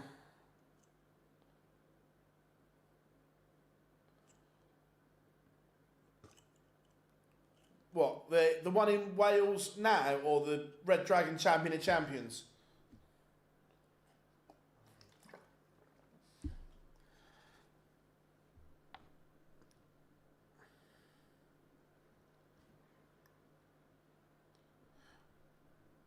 Champion of Champions, winner was 10 grand. Dave Davies picked up a nice cheque for 10 big ones. They do have a lot of fun together, Anthony. I hope you are well, buddy. How is the great state of Texas, sunny?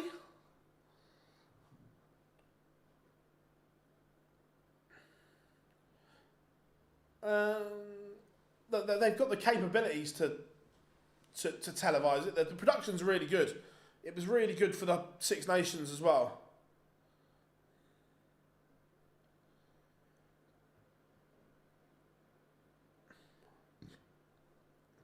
Here comes the ferret. Go, go, Jonny. Clayton.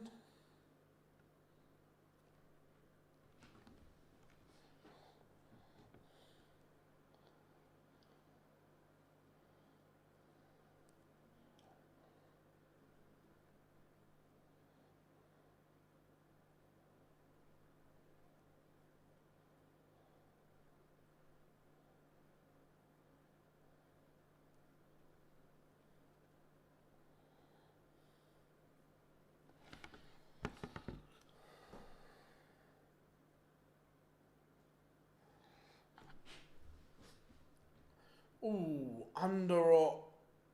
I'm going under 6.5 finger points, Rob.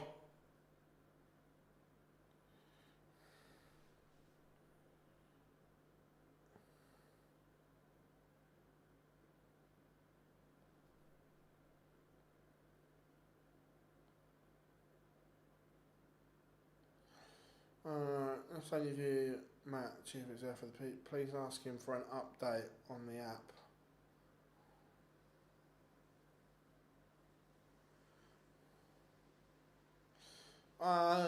No, I'm not sure he'll know, but I can try.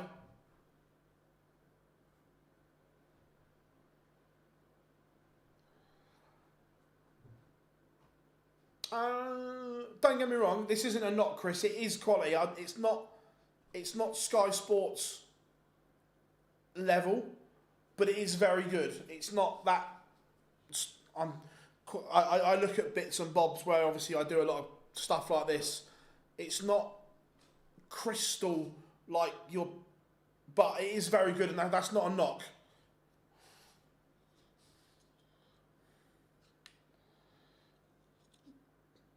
Right, here we go. We are underway. Mario Vandenbogaerde.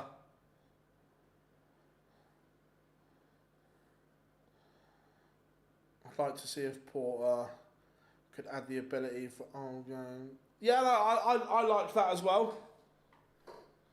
Yeah, no, 100%, Johnny. I'm with you on that.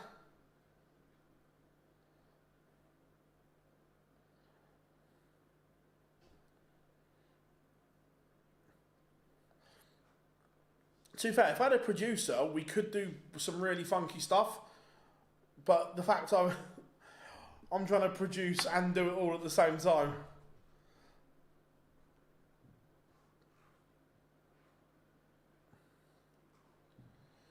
It's a comfortable first leg. 24/7. It's been a great first leg from Mario. Jonny not at the races yet.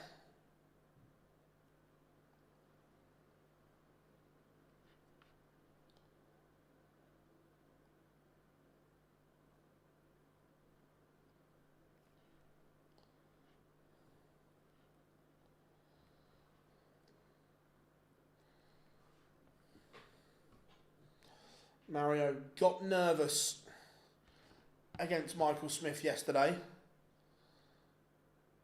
Will he be a bit more relaxed today?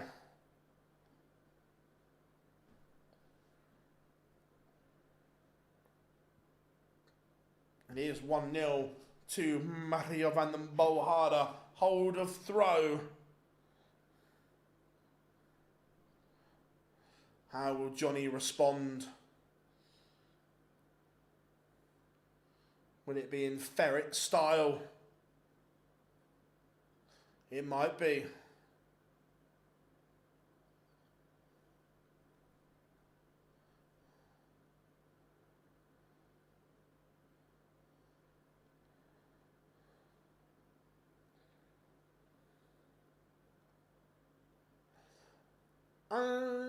European Tour is not exclusive on PDC TV. Look, in the UK, it's the only place you can watch it. But I'm sure it's on one of the big German platforms. But I do get your point.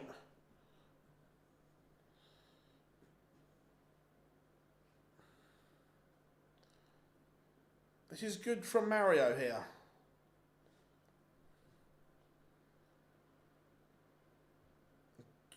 Jonny, is he going to let him in? He may do. Could be an early break of throw.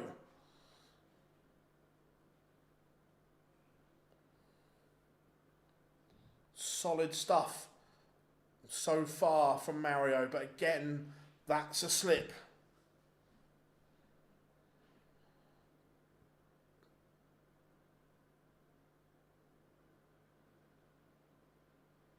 Yeah, I think it's Sport 1 in Germany as well.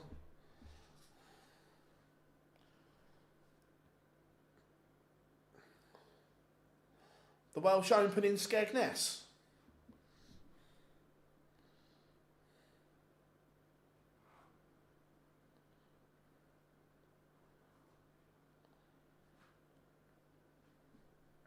Jonny needed that treble. A ton to leave 56. How much pressure can Mario put on this?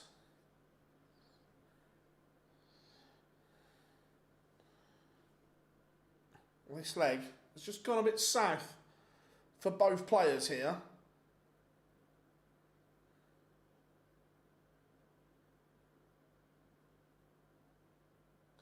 Yeah, no, with the European Tour, what we're watching now is available on Viaplay and Sport 1.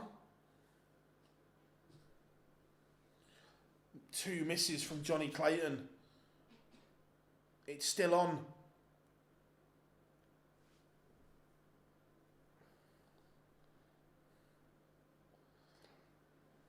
This leg has been very scrappy from both.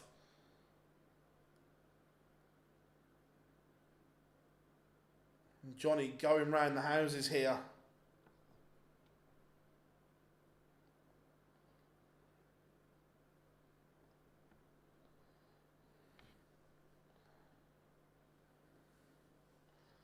This is an unlike Jonny Clayton performance. Of late, he's played really well, but this is scrappy.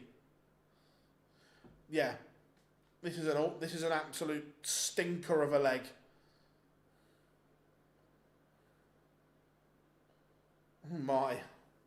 Oh my, what is going on here?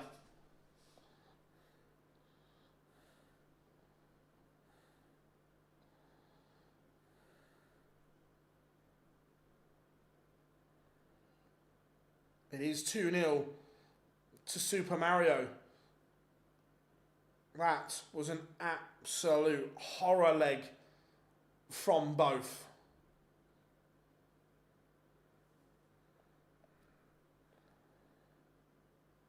He played okay.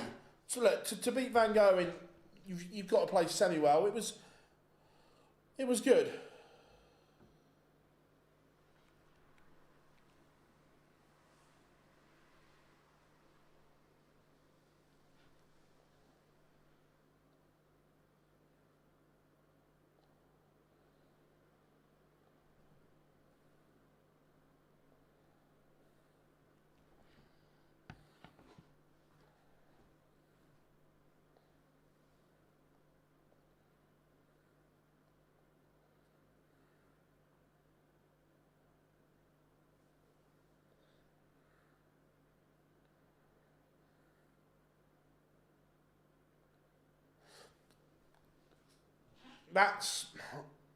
I don't think that's going to happen anytime soon. Even on Viaplay and Sport 1, they take this feed, so there's no conversation or anything like that.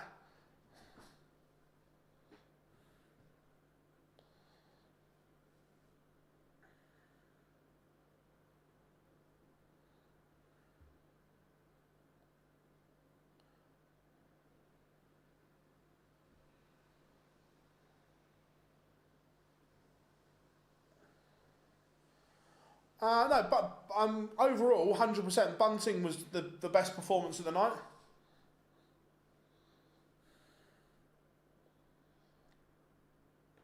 I'm not going to lie, Littler's looked better, but when you look at the numbers, it wasn't.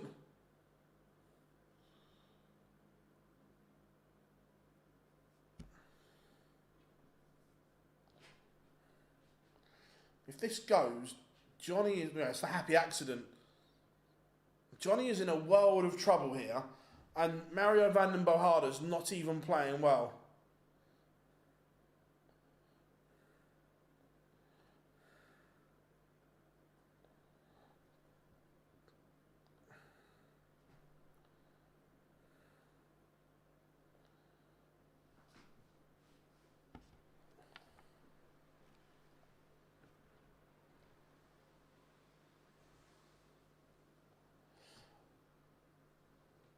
Very at the moment. A very off night.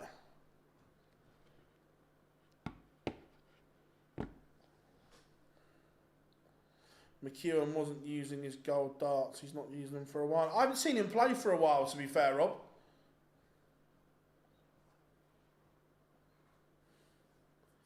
The Jonny throw is under pressure here.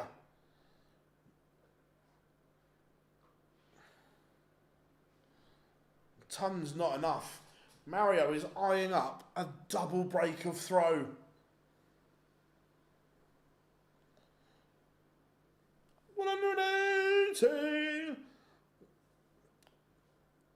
This is one of the worst performances I've seen Jonny put in for a long time.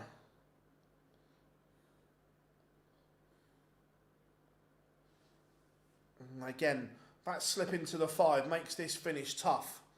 Even a straight ton would have been better there. 4-0. Double break of throw. Who saw this coming?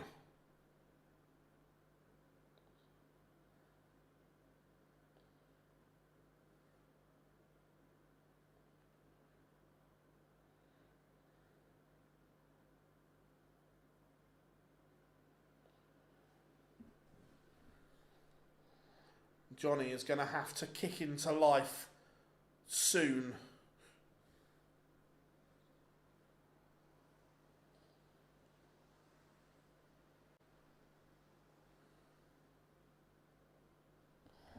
I know, he had a good Euro Tour a couple of weeks ago, didn't he?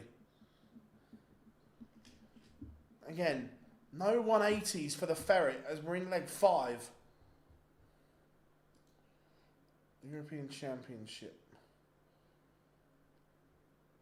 race. Yeah.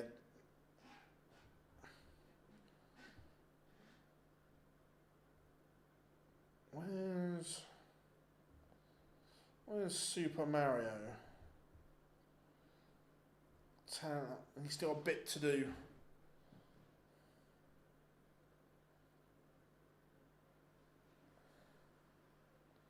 At last, Jonny finds a max. 180. Yeah, Jonny's been superb this year.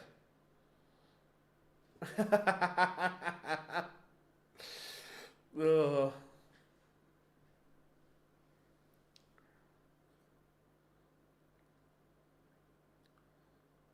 But we saw Mario get twitchy yesterday. Jonny just needs to apply some pressure and see what happens.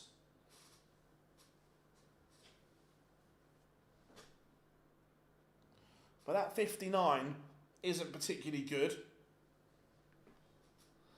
Especially if this is big from Mario.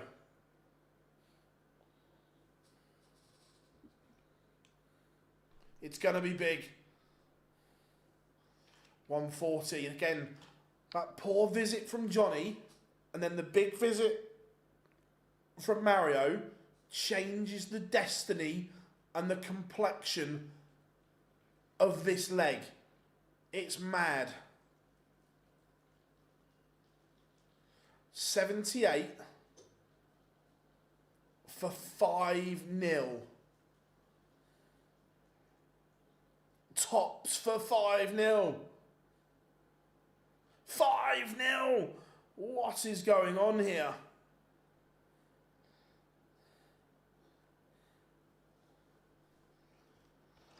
This is mad. And who saw this coming?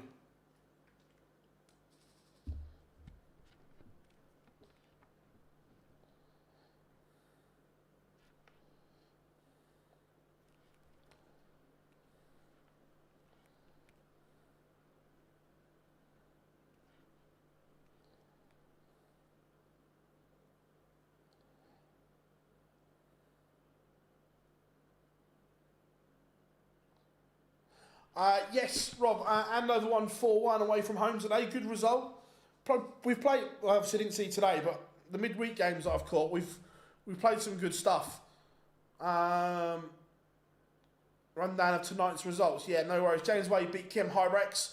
Ryan Searle was a 6-5 win over Raymond van Barneveld.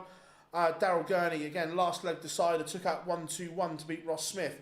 Stephen Bunting, a 6-1 winner over Joe Cullen, performance of the night. Luke Littler, 6-0 over Dylan Slevin. Veen, a 6-3 winner over Van Gerwen. Schindler beat the Decker, and now here we are with this.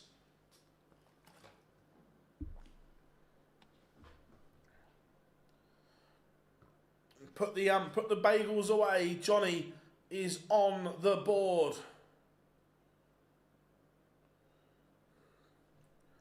Nice, mate, nice.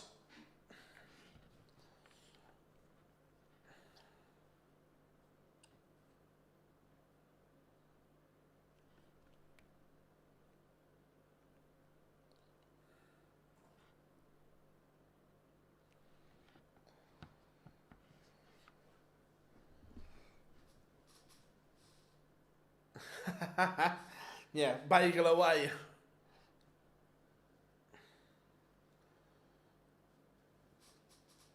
Look, as I say, this scoreline is all down to Jonny and his poor game. Mario has taken every opportunity that has been presented. He can do no more, but he's not played well to be in this position.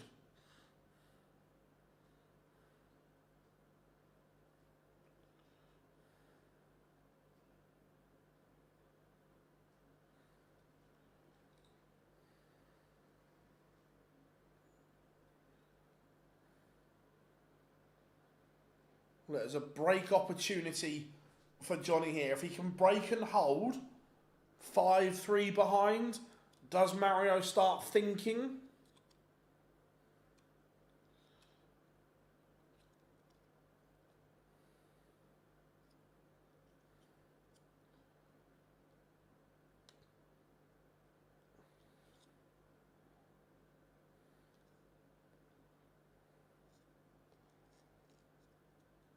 It's a long time ago. We got a 9 data on the stage. Yeah. Top 3 flavour crisp. Or, oh.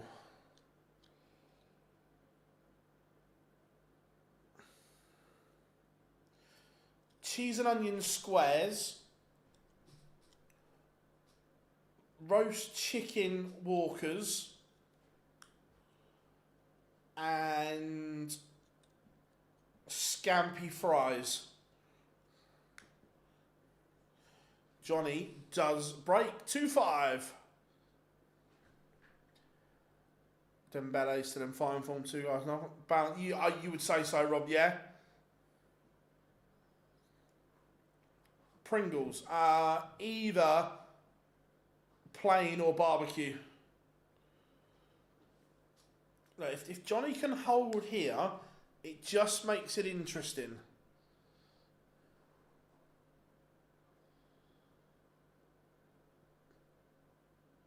I just think he's a little bit slow for my life. He's solid, Daly, I'll give you that. Your favourite food that you can go to when you go to New York? There's 2. The Chinese that Anthony took us to was sensational in Chinatown, and Tao, the Thai restaurant as well. Them are 2.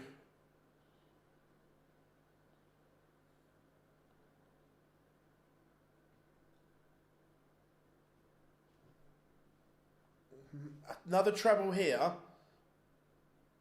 Not a treble 5. So Jonny's got 6 to hold and get back to within 2. This would be 3 on the spin. Needs another treble for me here. Finds one.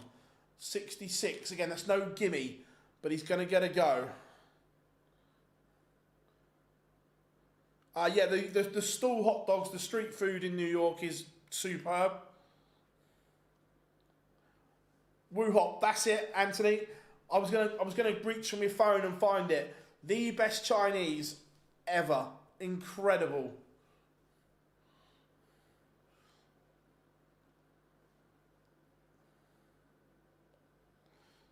$66 goes. 3-5. Is Mario about to think about this?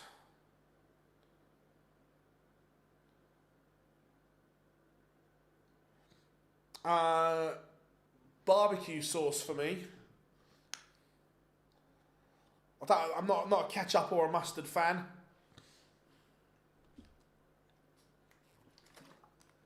That's a big 140 for Mario Vandenbogaerde. Jonny Clayton's upped his average to nearly 94, and if he'd have been at this level for any amount of this game, he would be winning it. I don't look. That's under pressure to go 140, 180 is superb.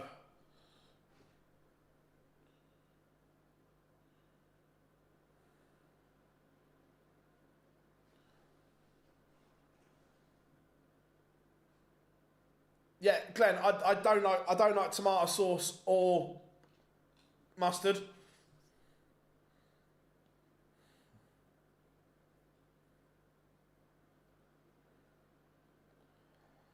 Maximum makes it interesting. Gets him to a finish, but it's still advantage Mario.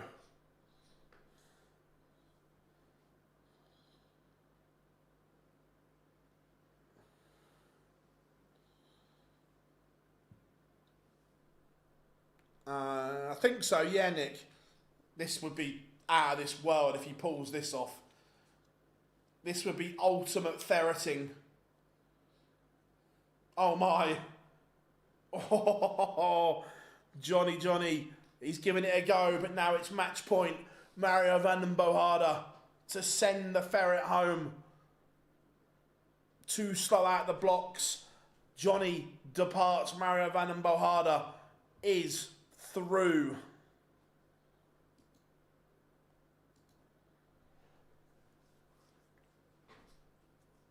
Disappointing from the ferret. Early doors. That's where this one got away. He was 5-0 down. Then played some really good stuff. But by then, the damage is already done.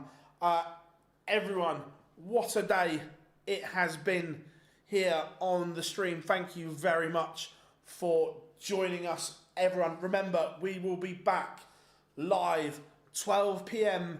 tomorrow afternoon. It is Cup Collection Day on the European Tour. Someone will win in Antwerp, but who will that be? Until then, I've been Phil Bars, we've been Online Darts. Enjoy your Saturday night, and we'll see you all very, very soon.